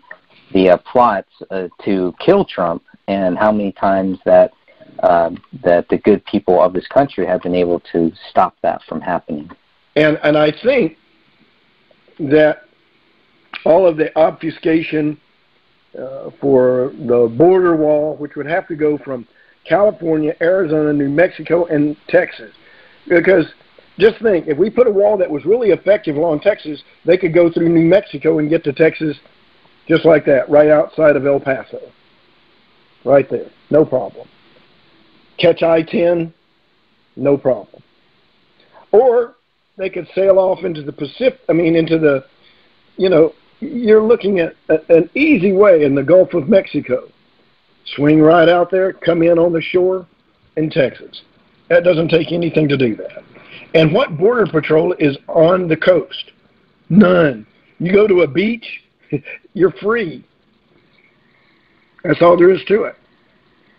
And that's the problem. You'd have to watch the coast as much as you watch the border. Because Mexico. Well, when you have a caravan, like a public caravan. I'm sure this is not the first time that stuff has happened. But no, when you have it so public and so in the president's face, you're forcing him to do something, and that to me is not a good. It's not a good thing. You don't want to put your president in that spot unless it's absolutely necessary. Now, if these people are coming over there because there's something really bad going on in their country, then we need to look at that. But obviously, I think it's more tied to the black ops, to the intelligence agencies that don't like Trump, that are bringing these things in there, that are bringing it home, because their operations have been shut down in these countries. They have been told, you are done. And this is just a guess. I'm just guessing. But that's what I think is really happening here. It's a bigger backlash than what happened when John F. Kennedy was trying to shut down some of these things. And I think that's where we are now. And so to me, all of this voting, all of this stuff it is a sideshow, but it's still part of the same circus. Yeah, and the thing is, I'm concerned, and we should pray for Trump for his protection, because if the Republicans really do win a lot, I see problems ahead. I think the Republicans, as well as the Democrats, could work together to reach a specific aim of crippling Trump. Right. And they've been trying all along anyway. And he renegotiated deals with Canada and Mexico. How could that be done? And he got it done. He got it done quickly. With North Korea. Yeah, come on. And you know what? You're absolutely right. Yeah, he did that deal with Canada and Mexico super quick. And worked it for our favor. So we didn't get screwed, because I know Texas was going, wait, because I was thinking that. I was thinking, wait, you're going to screw a lot of Texas businesses. That'll affect me. But I would have still supported it. I wouldn't have said, I want to kill that man. But I think there are people that are serious about wanting him dead. And that bothers me. That's wrong. Yeah. Not only is it wrong, crazy people. It's illegal. Yeah. And why aren't they doing more? That should be what they're putting out on the news. If Fox News is so pro-Trump, they should be putting that stuff out there, because if you put that out there and show that somebody who threatened Trump is now going to jail for a long period of time, that is going to deter other people from making those same threats. And I get that it's a free speech thing, so for me, I am kind of torn, but I would never, ever consider physically threatening anybody, anyone. You know, you just don't do that. That's a serious thing, because then you're setting yourself up where somebody has to defend themselves against you, and then it changes the whole game. So it's a very complicated thing. Yeah. Just don't threaten anybody. That's right. And why would somebody want to do that on a public television broadcast and know it's going to air throughout the nation without fear? What's with that? It shows that there's something that if somebody in Hollywood does it, well, that's okay. They're Hollywood stars. They're all nuts out there. No, that's reality, and you have to deal with that. And I think that people within government know that they can turn to a certain way and eradicate certain members in ways without looking like they were murdered. It was an accident, they had a heart attack, or the other final thing is they killed themselves because the stress was too much. We always hear that. And certain people that die in office or in plane crashes. One of the good ways of doing it. I don't always believe plane crashes are accidental or oops. Sometimes it's pilot error. You can get into that. But sometimes it's conveniently noticeable that it works out great for somebody, in particular in politics, when somebody dies. And they have a lot to gain by that. And I always question it when a prominent politician dies who is in opposition majorly to something and is making it known and is a roadblock to it progressing any further, and then they suddenly die. That does raise red flags for me. And this happens occasionally, more often than I would even like. There's been certain things that I've looked at in the past that happened that I go, that makes me think. If you cross the wrong lines in politics, you could end up dead. And I think Trump thinks about this. You know he does, because he's heard it in the news reports coming from the Hollywood types. And who's to say that somebody in Congress, you know, or the military within the Pentagon, you know, sometimes you have those elements in there. And and this thing about Russia influencing the United States government. Foreign governments have always been involved in other nations' politics. And it's not right. It's nothing new. Nothing new. And it's not just Russia. It's China. And it's Rome. You know, the Vatican has much more. And just think, Kavanaugh is a Jesuit. Think about that. So our politics are not clean. They try to make us as a great nation, and every nation, Babylon, Egypt, we're all great. We're leading our people, but it's all personal.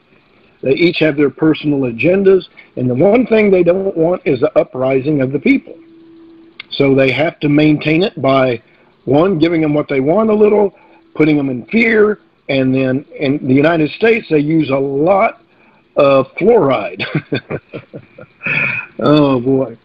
And go to the dentist. Let's dose them with fluoride. That'll help your teeth and keep you docile, because that's how they controlled prisoners in, you know, wars, dosing them with fluoride. Hey, it works. And that's part of the problem with this nation. And one of the reasons there's not any uprisings as we see in Europe, really, is the fact they fluoride people. And in the Middle East, they don't do that. And you notice there's a lot more volatility there. And so, you know, fluoride has its place. But, you know, would I go down there and want to shoot and start an uprising? Well, based on how they've done the Constitution, we have a right to, it seems. They've overthrown it. And that means they're a foreign government ruling through Washington, D.C. A foreign, I look at Congress as a foreign national, because they work against the people. They don't support things. Yeah, we have a nation in which we have quote-unquote freedoms, but they're controlled freedoms. which can be limited or taken away. You couldn't have gun control in California unless, it was controlled. It's illegal for them to do that in California unless it's a felon or somebody has done that. So we know California is not part of the United States. They really are not. They're a separate country, and so is Texas. Those nations, those states that have power and oil and things could, kind of like play like they're part of the United States and be apart from it. And California and or Texas at least was an independent nation. California kinda was, but not. But Texas was for 10 years, its own nation. And it's a shame that they had to dive in and become part of the United States. They would have done fine without them. But the reality is, each state has states' rights, and sometimes the federal government has overstepped its limits to impose through money their viewpoint. If a state legalizes marijuana, it's legal, and if the feds go against that, they are fighting against the state. That means they've declared war on that state. That means that we're no longer a part of that, in a sense. That means that federal agents can be arrested if they try to inflict federal law over state law. And states' rights, really, the federal government doesn't get its power from the people. They get their power elsewhere through the Federal Reserve now. Federal Reserve is a big conglomerate, and it's a foreign power within our United States because it's a Federal Reserve, which is not part of the United States or part of the United States government. It's a bankers consortium, which is worldwide, which is the first step to a global economy. So there's a lot of things that are involved in that, but it's very complex, and that affects the election. If they want to make a president look bad, they can pull the money through the Federal Reserve and do things to make the president look bad. Pretty simple. And it's all based on, you hear them say, we're going to adjust the point to ease this or ease that. Really, it just depends on their view of the president and the Congress, and if they want to make them bow to the banking institution. And bankers know how to do that. They can make a state go kind of wonky, or the whole nation. It's up to them. Does that sound like something that you studied and seen? Yeah, it does. Unfortunately, yes. And we're go ahead. It's there. Finish up that point. You got to say more. The reality is, the ones that are making the rules for each nation are guided by what? They have to look at the nation and preserving it and the people. And there's some that actually want to preserve the people, the good that's there, but have to do some dirty stuff based on just the nature of the government that they're dealing in. And that's worldwide. And you'll hear somebody say, oh, they did insider trading in Washington. That's allowed in Washington. There's a lot of people that make a lot of money there based on insider information, I believe.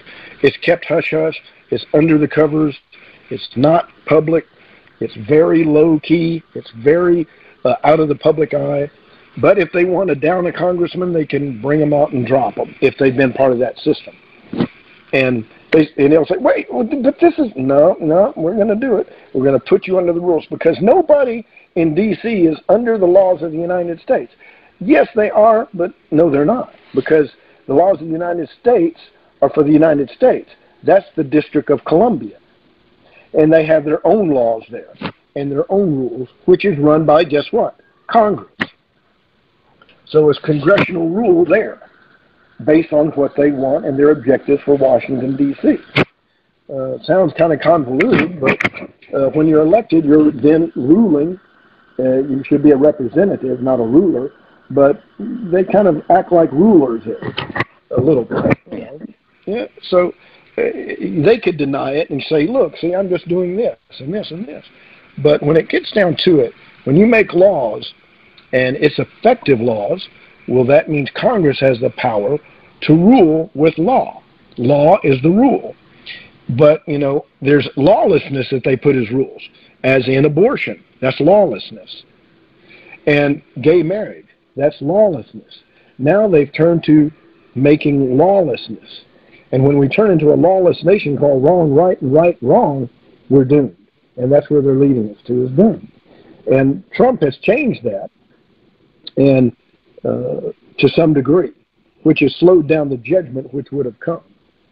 I don't know by how much in time, but this nation is headed for a real problem.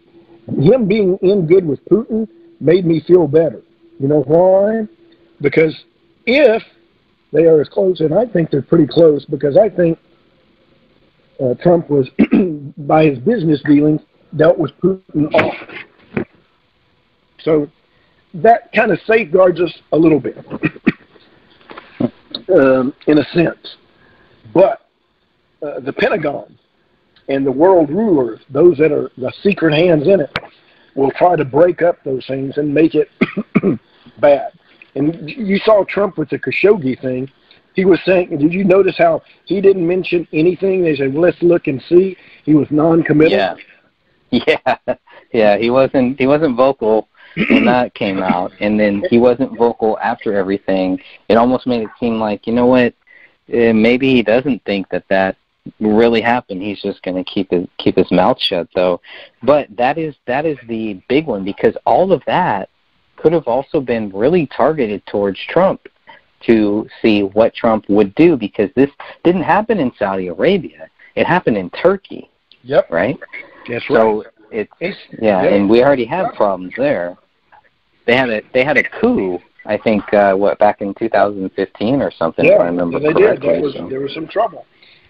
And the thing is, Turkey is a secular Muslim nation. You could call it the United States of the Muslim world, in a sense, because they don't make Sharia law the hard and fast. They do have it, of course, but it is not like any of the other nations of Islam or Mohammedanism. And it's interesting that one man who said he had this from the kingdom, which it was not, it says in the Bible, if any man come to you, though he was revealed to by angels, he's accursed.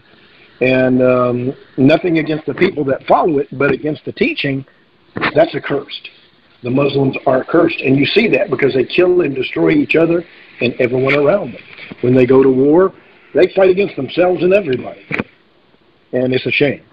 It is not a peaceful, and it cannot be compared to the way of the Father in the Son and his people, those who truly follow in the righteousness of the Lamb. And, amen to that. And we're now at just looking at some of the results that are coming in now too. For the Senate, the Republicans are at 50. The Democrats are at 40. The Republicans only need one more seat in the Senate to make sure that they control the Senate. And I guess that was already going to happen, but I think it is, and they may get an extra one in there. They may get a few, because there's still a lot of states that I'm looking here that aren't even red or blue or anything. They're still white. In the House, the Republicans have 127 and the Democrats have 115, according to this website, Fox10Phoenix.com. And you know, I see this as going Republican. And that's not going to sit well with the Democrats. And then according to the AP, Ted Cruz with 33%, he's pulling ahead of Beto. He's at 51%. Beto is at 48%. Of course, that's still early because it's only 35% in. Yeah. But they're calling it for Ted Cruz right now. I agree with that. Before the vote even happened, I thought Ted would get it. That's crazy. And I think we're going to have a Republican. Yeah, I think we're getting into a Republican landslide. It's just the easing of it. Because when Trump won, it was the same thing. It was like, oh, it's barely there. Ooh, look out. Wait, he's already got it. It also was sprung at the last moment, Trump. And I was so... It was right around this same time, too, right? And you know, but this is the one time that I'm going to say this in a very... as far as for the peace for the nation, I kind of wish the Democrats would kind of have won. For one reason, because I think this is going to mean there's going to be a lot more upswing of shootings and things like that.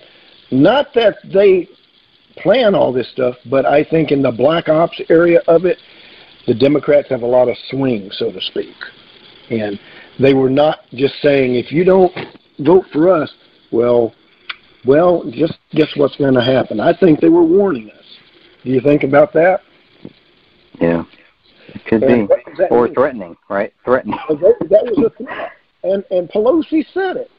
I think it was Pelosi. I don't remember who now. Don't quote me on that one. But I was going, why are you telling the people that? Vote for us or else. That means she's speaking from a position of power and knowledge of events that could happen if we allow this. In other words, they've got events planned ahead. Well, if you don't do it, we're going to let this, and we're going to make this happen and this happen. So will shootings increase? I don't know.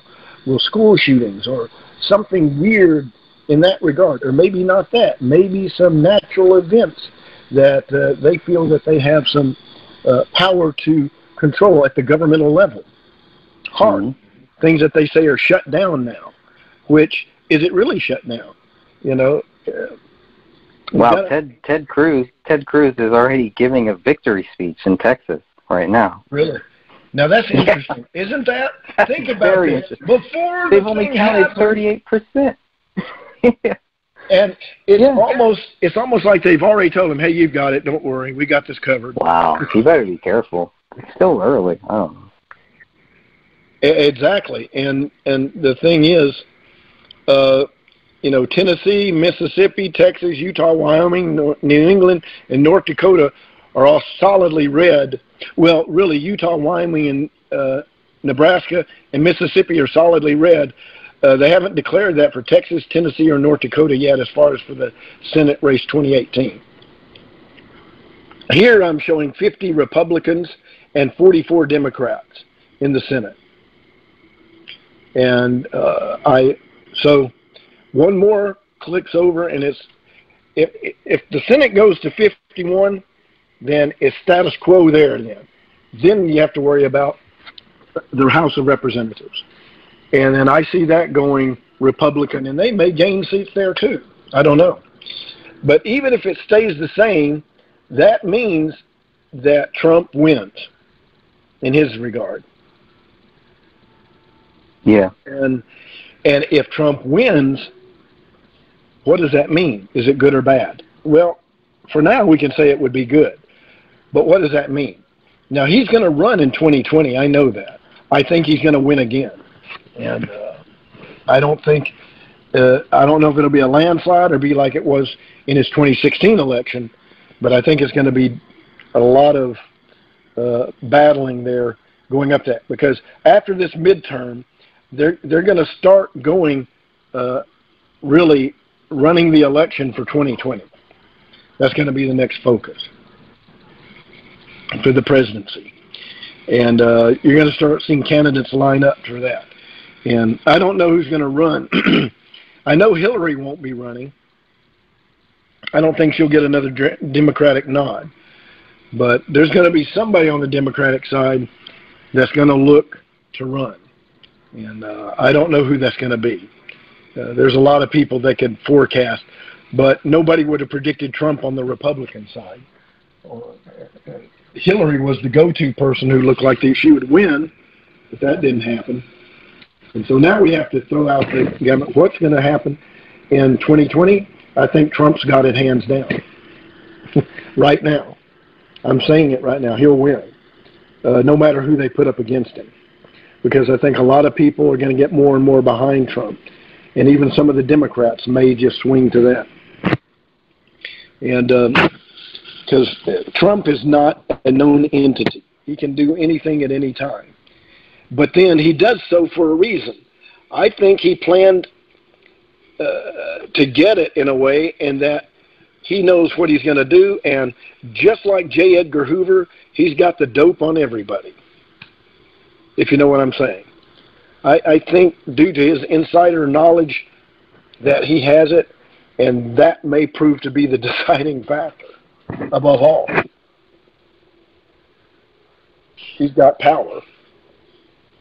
And he was a Democrat before, in my opinion. I didn't think he'd run Republican. But he just said to win in a Republican, just tell them what they want. And he's going to be the one that does it. But the thing that's interesting with him is he steps out and he gets things done, but is it a stage doing? Was this preset? You know, he could have set up the thing with Canada and Mexico ahead of time on the trade agreement. Talk bluster and then come up and do it because he gets the inside information. As a billionaire, he could go into any office, anybody, anything, because he's dealt with them before. So could he have preset some things? I think he did. And that's what stumped the Democrats and the Republicans. And because he had enough stuff on them and all of it that they had to keep their mouth shut. What's his plan for the future? I don't know. Could he somehow, through some means, go into a third term? Who knows? Maybe he's preset that. That sounds scary and like it couldn't happen. But hey, Trump couldn't happen before either. But he did. So that has me scared and thinking, you know, people keep saying Trump's the last president. Well, maybe that might turn out to be true. He may decide to seize power and not leave office, and they, you know, just kind of back off. I don't know. But it's happened in other nations. Most people think it can't happen in the United States. Well, people thought that the Constitution would rule from the beginning, but it fell away and it was overthrown. You heard Bush say it, and he says it because everybody in Congress was saying, oh, that's just a piece of paper. And we're in power. What are they going to do about it? And that's how Congress and those in power there rule. Because they're not representatives, they just dismiss the Constitution. And the United States people don't stand up to it. So what's going to happen? What happens every time that we complain about and do nothing about? The same thing. They talk, they vote, and they do nothing. But Trump is doing something for once. This is the first president and first political entity that I've seen, and it's because he's an outsider, I guess, that he's done stuff differently. But what makes him dangerous is the fact he isn't a political entity, and the fact is also he sought it for what reason? He says all of these things because I want to change and make America great again. But, you know, what is that definition ultimately? I want to make it great again, meaning I'm going to keep the power. I want to make it great. For my legacy. I hear that also in that speech. He's toned things down, but that's for now. And that's what kind of has me wondering. He's toned it down and he says, I wish I wouldn't have been so this. Why? Because it shows that he didn't want to alienate people. He thought he could go marching in there and do it. But he found out that he has to have some work with people that disagree with him, Ted Cruz being one of them. Ted Cruz says, well, no, but the reality is Ted Cruz still doesn't like it. Well, Trump was, yeah, he did. Yeah. They seem like they're okay now. But, I mean, Trump was even cordial and nice to Rod Rosenstein, who I guess was accused of trying to not only take the president down, but he wanted to wear a wire and try to entrap him. So, and Trump was even fair to him. So I always look at the people that Trump goes after publicly and the people that he doesn't. And to me, it's very, very telling about who is a part of the deep state and who is outside of it that the deep state is trying to give Trump and say, just focus on these guys, all right? Just go after them. Exactly. There's certain people he doesn't go after. And think about this. That means that they knew this was to be the direction they were going to go, is with Trump. Now, we on the outside didn't see this and thought, what? And both the Democrats and Republicans playing against Trump, you know what that tells me? They're covering up something about Trump. What is it? Because underneath it all, it's all one. He would have talked to people in office about this. So the reality is, it was a decision to put him in there. Now, some would have disagreed with it, of course, because it's not easy to convince the American public. But they did.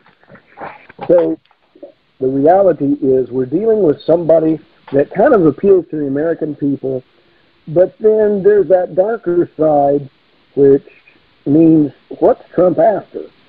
What did he, as a billionaire, need to get into office for? What did he want? It isn't just glory. He had all of that. Yeah, but he had glory. What could he have added by getting to an arena in which they'll dig into his crowd and attack him and do? I don't know. But there's the ultimate end that he is looking for that I think is different from any other typical congressman or Republican or Democrat. He's an outsider. That means he's got aims that are maybe outside what would be. So that's something to watch. And you made a good point about who he attacks and who is deep state. And the fact is, the deep state supports Trump. Otherwise, there wouldn't have been. Now, he has worked some definite good deals, I think, for the United States. He wants to give us good, and the political establishment is letting him do it. But see, those Congress has to ratify the New Deal he made with with Canada and Mexico. Obviously, they did. You don't hear any negatives on that, because he shook the deal and signed it off. That means Congress had to support it. So, and he pulled out of the Iran thing. Wait a minute, Congress has to sign off on that. And they disagreed with what he was doing with Korea. But it ended up then that Korean came running to the United States. This is all saying that he's part of the deep state. And that they're doing this to get the world into a state of what? Unity. If you see that. Yep. Do you think that makes sense? It makes sense. It does. How else are you going to bring in the New World Order? Exactly. And he's a key player in this. And there are certain agents that Obama dealt with in a more direct way. He killed Gaddafi. Right. Got that. And then they said, okay, we got to deal with Korea now. And guess what? North Korea is talking to South Korea now. Of course, I'll get to it. But that's the reality. So he's part of the deep state and always was part of it. If you're a billionaire, you know how things run because you're dealing with politics and personal and business. That's always true. So he's aware. He's part of it. And, this gets into the things that happen in the United States. And I think it affects the who disappears and who doesn't type thing. How? I don't know how that ties in. But it does with each nation because we're turning away from righteousness to unrighteousness.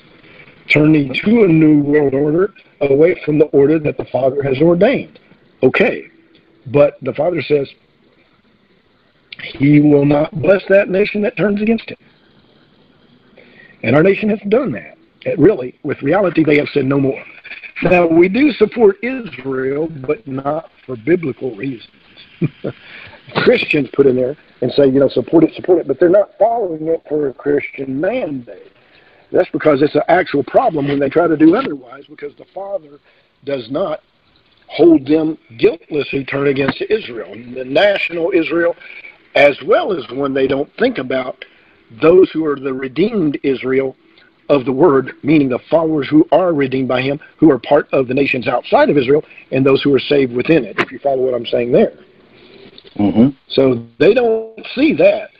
They look at Christians as, oh, they're not Israel. But they fail to see that they are Jews and Israelis because they're the ruling clan. So redeemed people are rulers. And it's because of them that the Father spares a nation. And they do not see that. And he says, if you touch one of my little ones, it's like poking me in the eye, the Creator who holds all power. Would you go to a king that has all power and then start telling him what to do and poking him in his face and in his eye with your finger? No. Wouldn't be wise. No.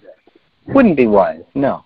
You'd be sitting there going, if I go into the Queen of England doing that, you know how far you'd get? You'd be on the floor, much less with the King of Kings. Why would you dispute him? But people do. And we have in our own selves, and we know it too. We are like them, but we're redeemed out of it. And we have done likewise. So we must consider ourselves in this also, and not insult the Creator and say we're better than them. I would be remiss to not point out that we too have feet of clay. So we must pray for ourselves and others that we walk righteously in the midst of this, and pray for the righteousness, and even pray for the Democrats, and pray for their life, and not think evil of them, even though they do evil, but pray that they be redeemed. Because I pray for Feinstein and Miss Pelosi, for them to have blessed lives and protection in their official positions. Because there are crazy Republicans and there are crazy Democrats. That bomb scare threat. Oh, what was that about? I don't know. But you could see the wiring through the packaging on some of it. And I'm thinking, who would send something that if you wanted to bomb somebody, that you'd send it where it's obviously a bomb and you know it, or it looks like it is a bomb makeup? I just thought that was rather surreptitious and rather bogus. So that made me think, who really did that? And it was I understand that it was the guy had a van that had Trump banners all over it, but he was a guy that did not like Trump. I can't confirm any of that, but that doesn't make sense, too, if it's true. So I can't say one way or the other.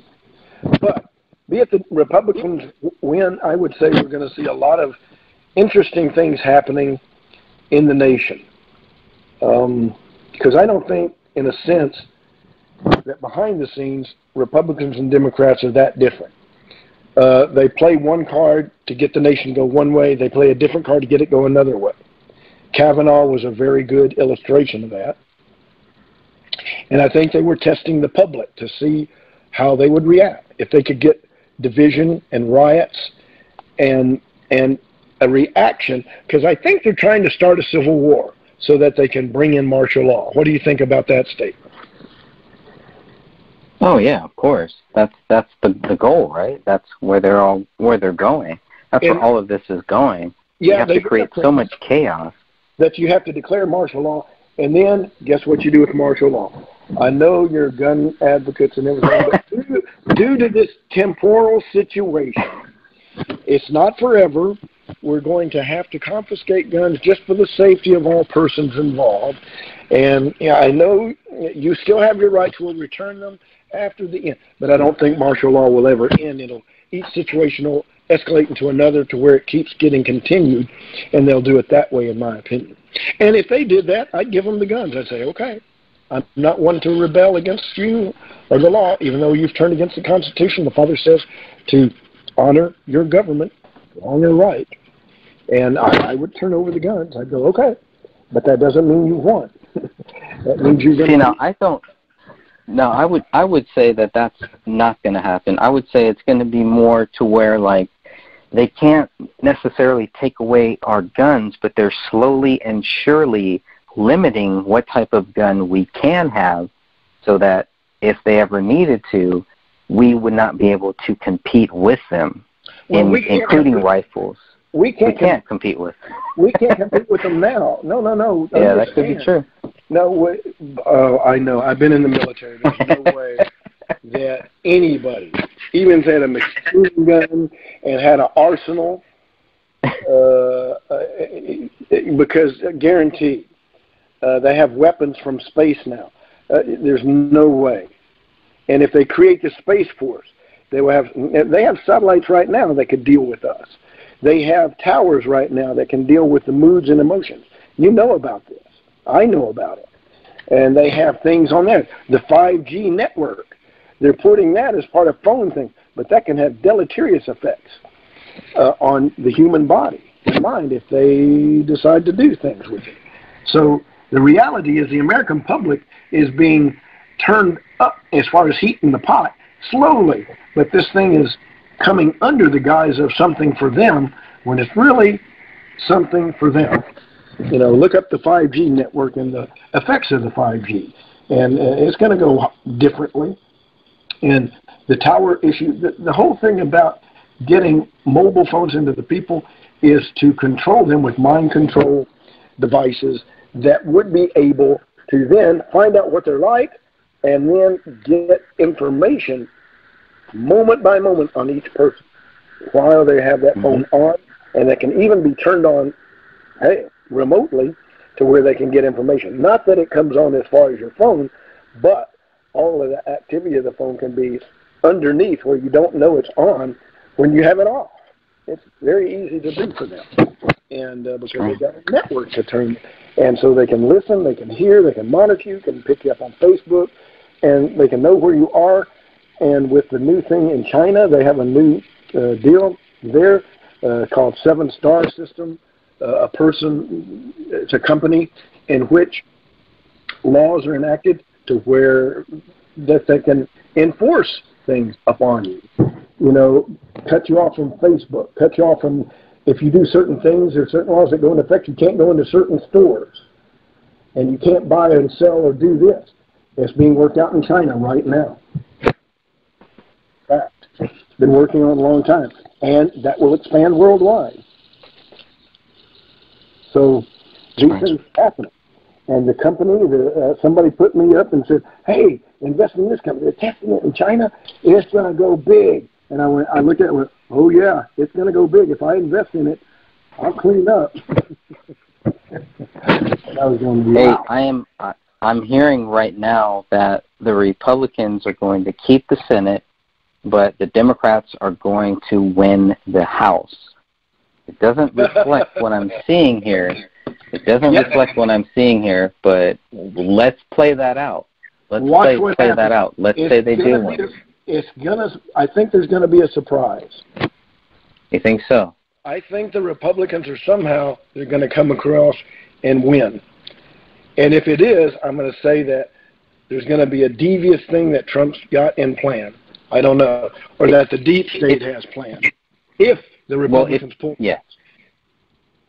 If you were to be technical, the Republicans already have 50 votes, already have 50 seats in the Senate.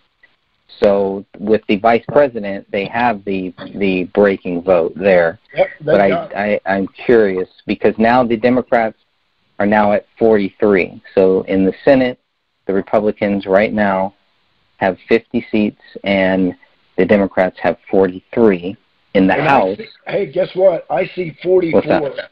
Democrats 44. Oh, you do? 50. Okay. That's mine on this map. That's just this. Okay. So that could be climbing then. Mm-hmm. Yep. And I'm going. I'm gonna. Could be. Yeah, that could be climbing. But in the House, the Republicans, what I'm looking at, shows the Republicans have 143 and the Democrats have 135. So what are you seeing? Let me see. I've got to pull that up. Hold on a second. I'm going to have to go pull my House. And here we go. Ruben Gallio won the House, Arizona District 7. Let's see what we got. Debbie Lesko. Here they're saying this is based on CNBC. Of course, a media group.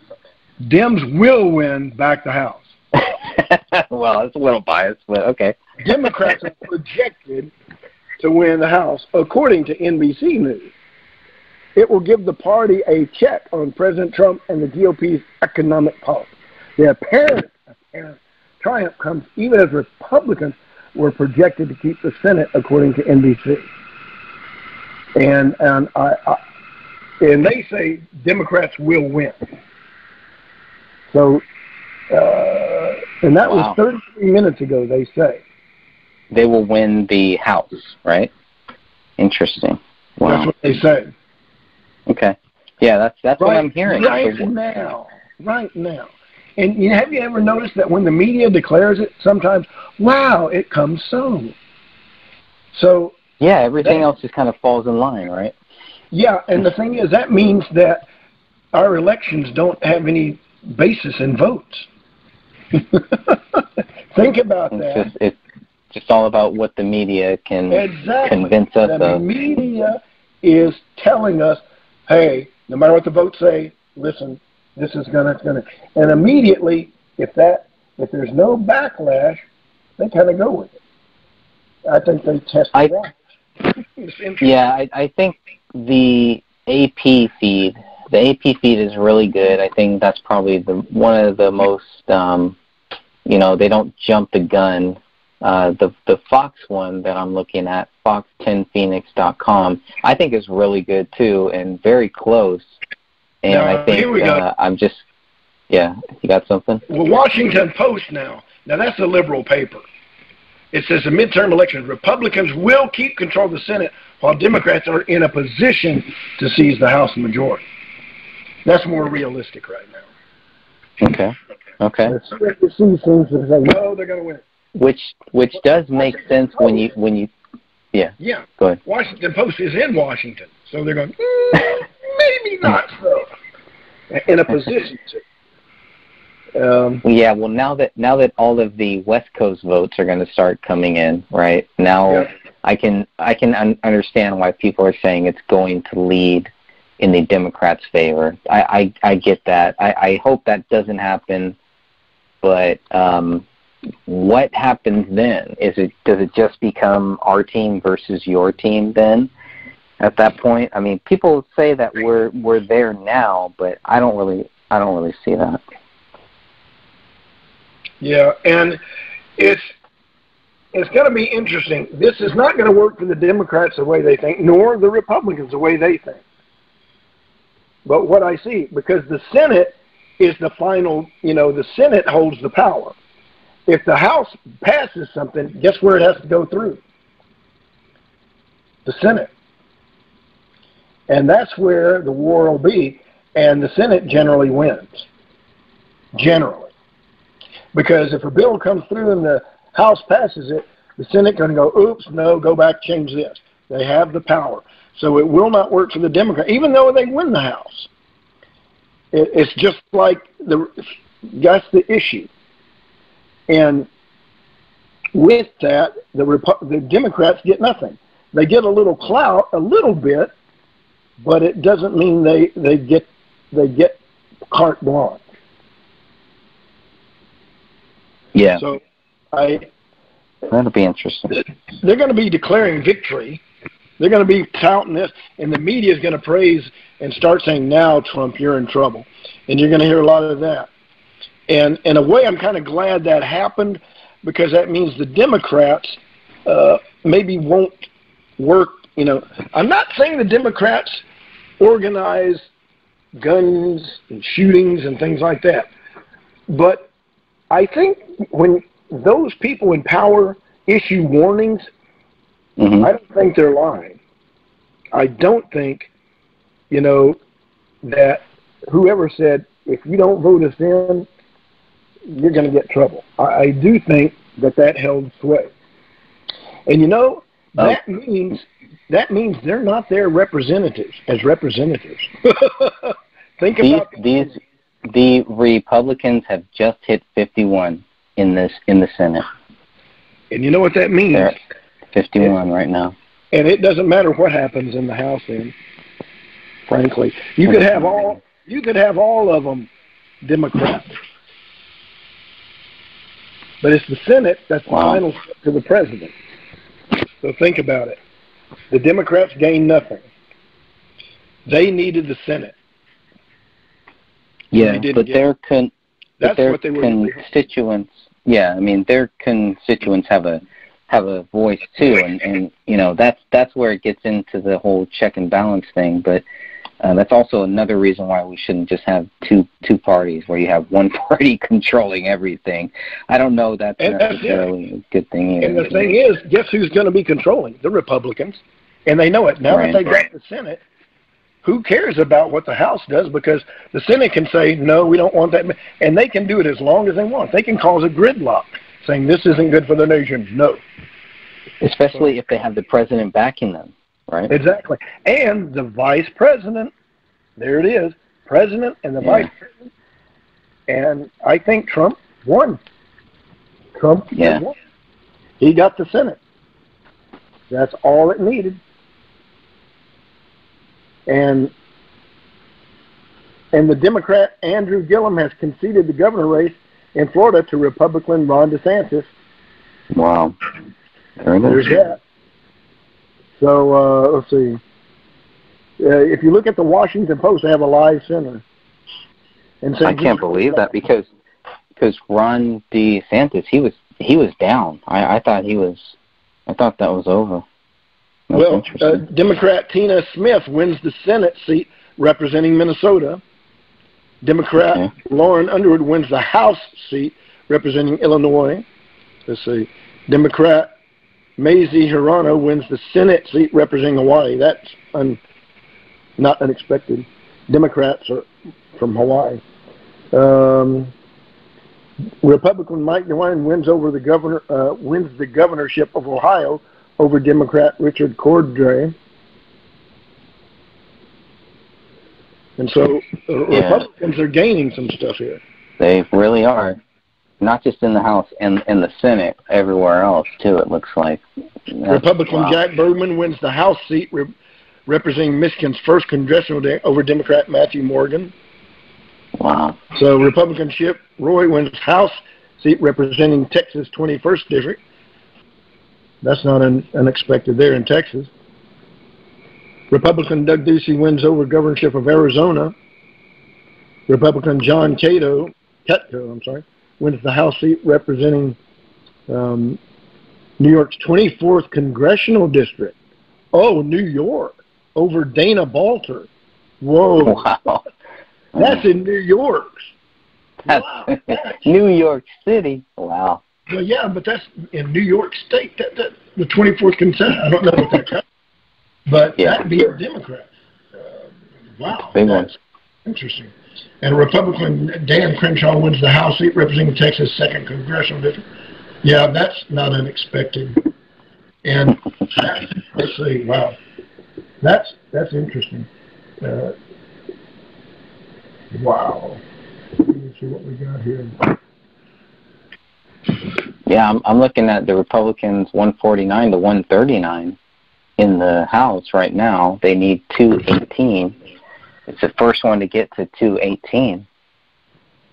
Yep. So it's going to be close. It's going to be close. I think they're declaring the Democrats ahead and going to win it is not going to turn out. Might be a little early. Okay. It is, and I think that they're really pushing it that way, thinking that they may get it that way by, when you declare it like that, it's just like when Truman was declared the loser to Dewey, and the papers had printed it up, and then he was showing the paper after he had won it. They said, "Yep, paper's a little off, isn't it?" You can look that up, the Truman and Dewey contest, and it wasn't President Dewey, it was President Truman after he took over for FDR and got that recorded, and that was quite interesting. And getting off election results, but and going on to things, it's interesting how strange things in the world happen around election time is interesting, whether it be disappearances. And look at that sometimes. What's happening outside which nobody's talking about? And I was looking at that. You know, some prominent people disappear, and under strange circumstances. And even nondescript, regular Joes, just your regular workaday mom, dads, children, vanish.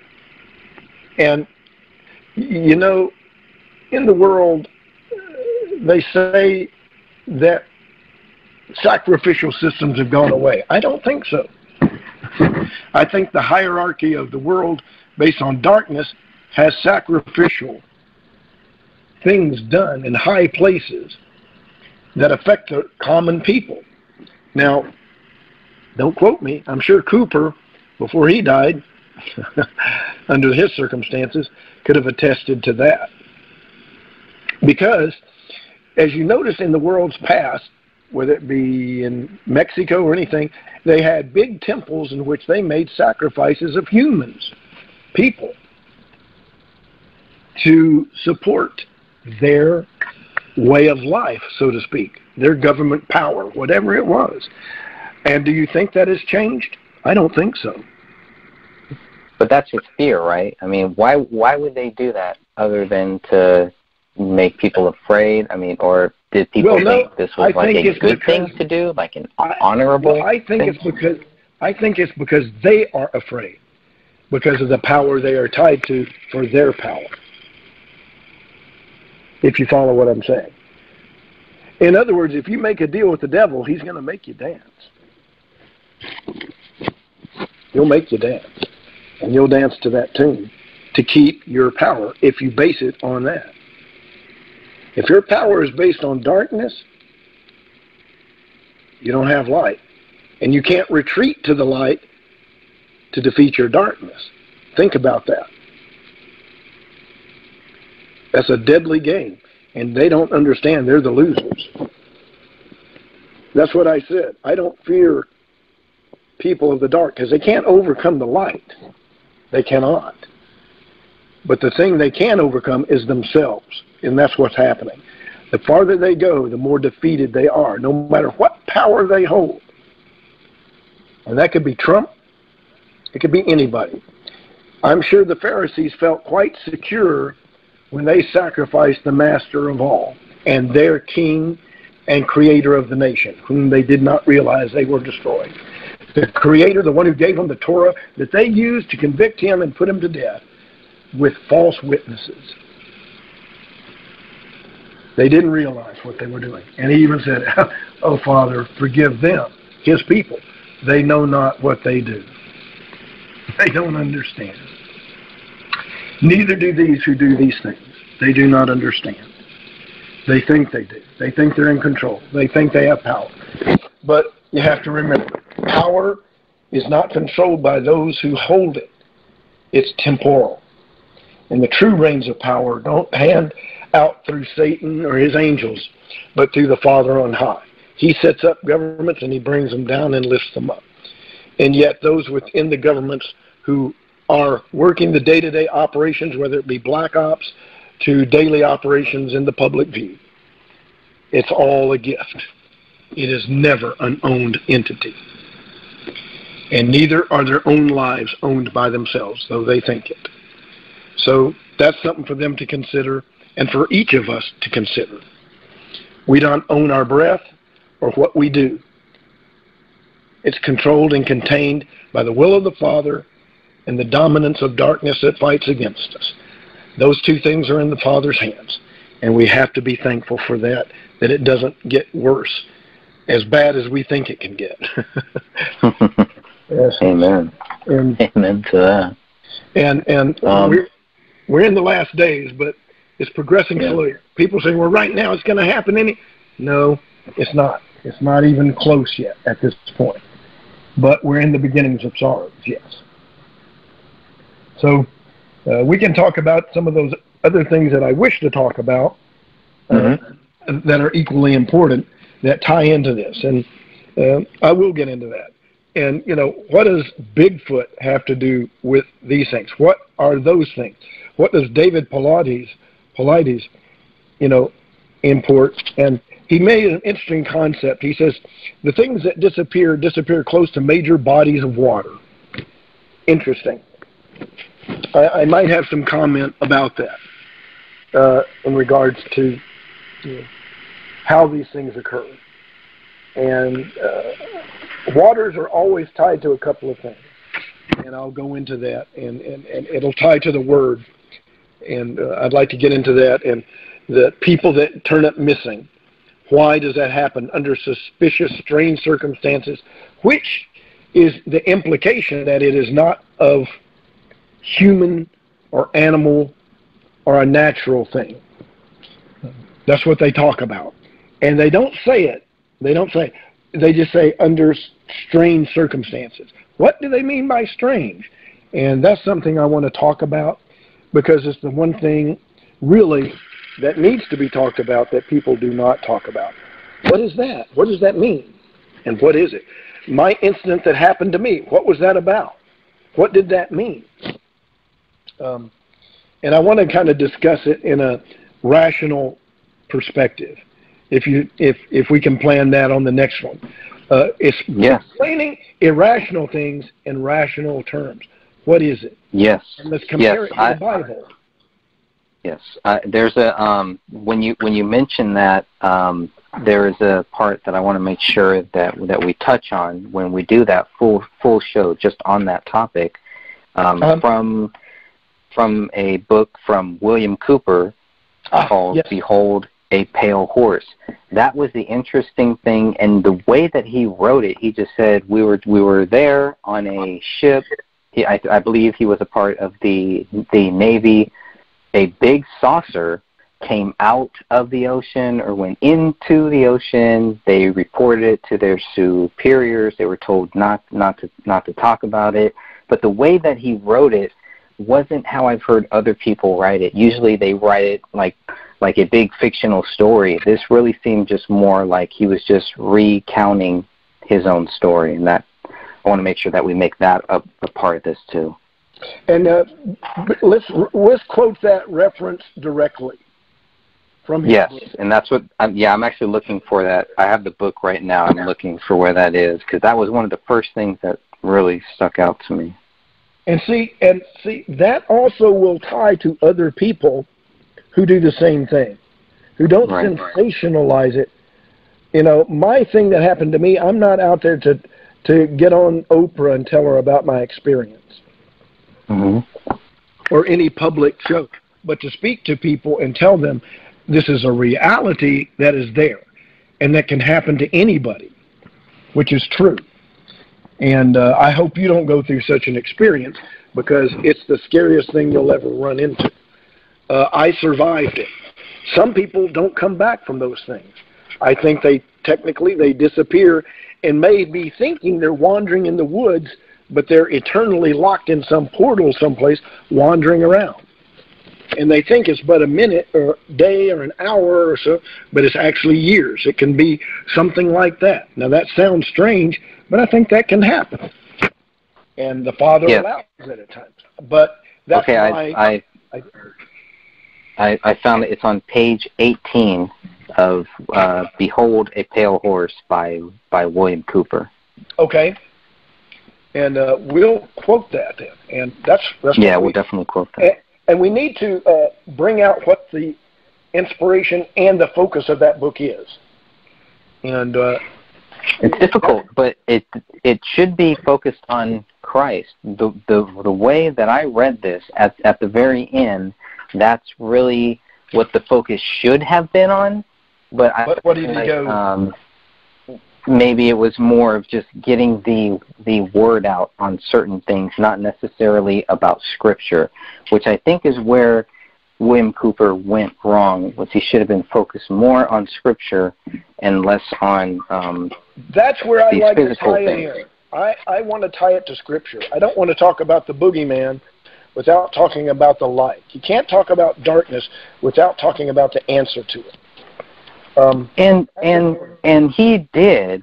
Maybe I'm just being a little too critical. Maybe I just wanted to hear more scriptural, tie into it.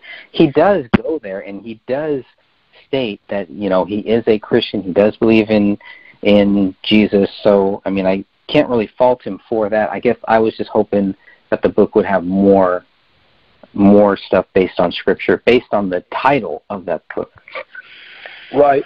And, nobody is perfect, and we know that believers want to get out these experiences and put them out there so that they understand they happen.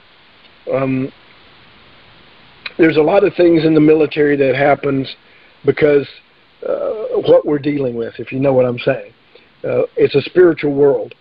And now, and I'm going to go into some things to demystify a little bit what I think people are seeing sometimes in regards to those things seen, whether it be in the ocean or in the sky, and what it is we're dealing with. We have to realize where we are today versus, look at the time of the Savior. The evil things were happening, and he was confronting them. See, nothing is new under the sun. What was happening then, guess what? It's happening now. That didn't happen just back in his time. It's happening now. And people are scared to talk about that. Oh, well, no, the Savior has come, and that's way... No. As I have seen, it hasn't changed at all. What's changed is that he has empowered his people to deal with it. But it still happens. I personally went through it in some areas. And so I know, based on experience, not everybody has that experience. And I pray that people don't have to go through those experiences. But you will, at times, yourself run into things where you're going, this is strange. What's happening to me? You could run into something that you think looks and is described as Bigfoot. But is that what it is? Okay, it's like that, and it's acting like that, and it's behaving in such a way. You're frightened. It's huge. It's Bigfoot. But really, what is it? That's where I want to go into. And is everything as it appears? And I say no. Because remember, we're dealing with lying in the darkness. Lies. What is the import for each thing? And one thing I know that is imported is that if you want somebody to do what you want them to do, and they're rational people, and they're not going to do it based on just regular means, what means do you employ to get them to do what you want? If you follow what I'm saying. So, do people, when they're fearful, do things they don't want to do? Oh, absolutely. If a guy with a gun says, kneel, I don't want to, but I'm going to kneel. And so I'm going to go that direction with it somewhat, and then others. By the Spirit, Father, help me in that point to cover all the bases. But we have to realize we're not in a physical realm. We're physical people in a spiritual realm, not spiritual people in a physical realm. We are physical, but we are spirit, but we're in a physical realm. But it's spiritual, and they're not separated. And that's where we try to separate things. Do you see what I'm saying? We try to make it by sight, see, feel, taste, touch, there. But the spiritual and the spirit and the truths of the spirit are not physical. They are not. They are worked out in the physical world, yes, but not according to our ideas or understanding. See, therein is the problem. Our understanding is a problem, not what we see, but what we think. And as a man thinks, so he is. If you think there's nothing out there, well, then so you are. There it is. There's nothing out there to you.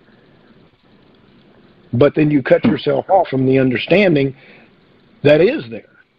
And I told the Father, give me your understanding, and I got it. Now, it's a little painful process, so that's why that incident occurred to me and why I got the information and stuff I did. And I don't understand humanity, but I understand my condition to a certain extent.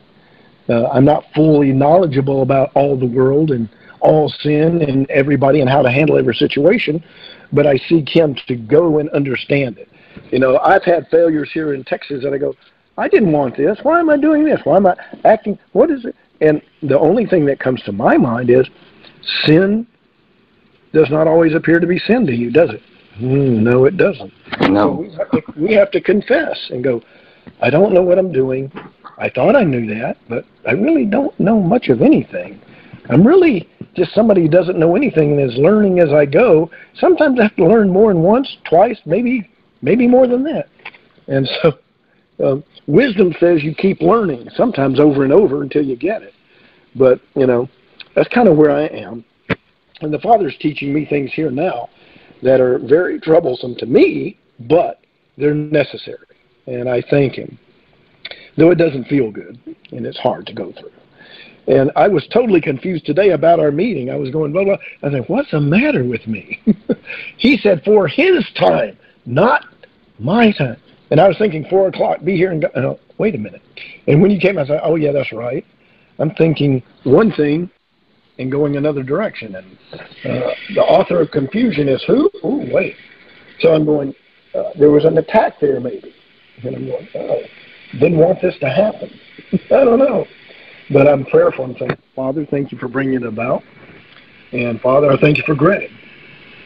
And as we discuss these delicate subjects, let us not point the finger at the government, but realize that we must point out the sin without condemning those who are committing them, even Pelosi, or, in this case, Feinstein. I don't agree with them, but I pray good for them, and that they make right and better decisions. That's one thing I do. And I'm not against Feinstein, though I do not support her policy, nor that of Pelosi and a few others that are in the Democratic Party, that, from their perspective, is just being gentle and kind to people, but they don't see the biblical aspects that are at play, maybe. I don't know. So that's my prayer. But when we continue with these things, differing aspects, let's keep the focus on the Word, and I will kind of turn to the Word to explain why I come at it as I do, because that's important. The event that happened in the hiking that I did at that time was a spiritual event, and that was an attack, if anything was, and it was hard to go through. I was totally without my mind, totally confused. And the author of that was Hashatan, the Satan of this world. And he came to play. And it was and maybe it was Satan in the flesh who appeared that those men saw and probably scared the crap out of them because they were frozen in fear. And that's why I didn't look behind me. I thought, I don't want to see it because I might be mesmerized and just stop and maybe, who knows what would happen then. But, you know, I think Bigfoot sometimes is a manifestation of Satan. That's where I was going. And I'm going to give you a tidbit on that. So that's what it is.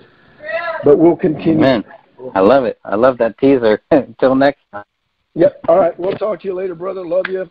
Give your love to, love you too, my love to everybody there. And we'll look at hooking up again and carrying on with that talk then. And we'll dial it in with the scriptures. You got it. All right. You take care and have a good night. All right, my friend. Take care. God bless you. God bless. Amen. Bye-bye. I had the door closed.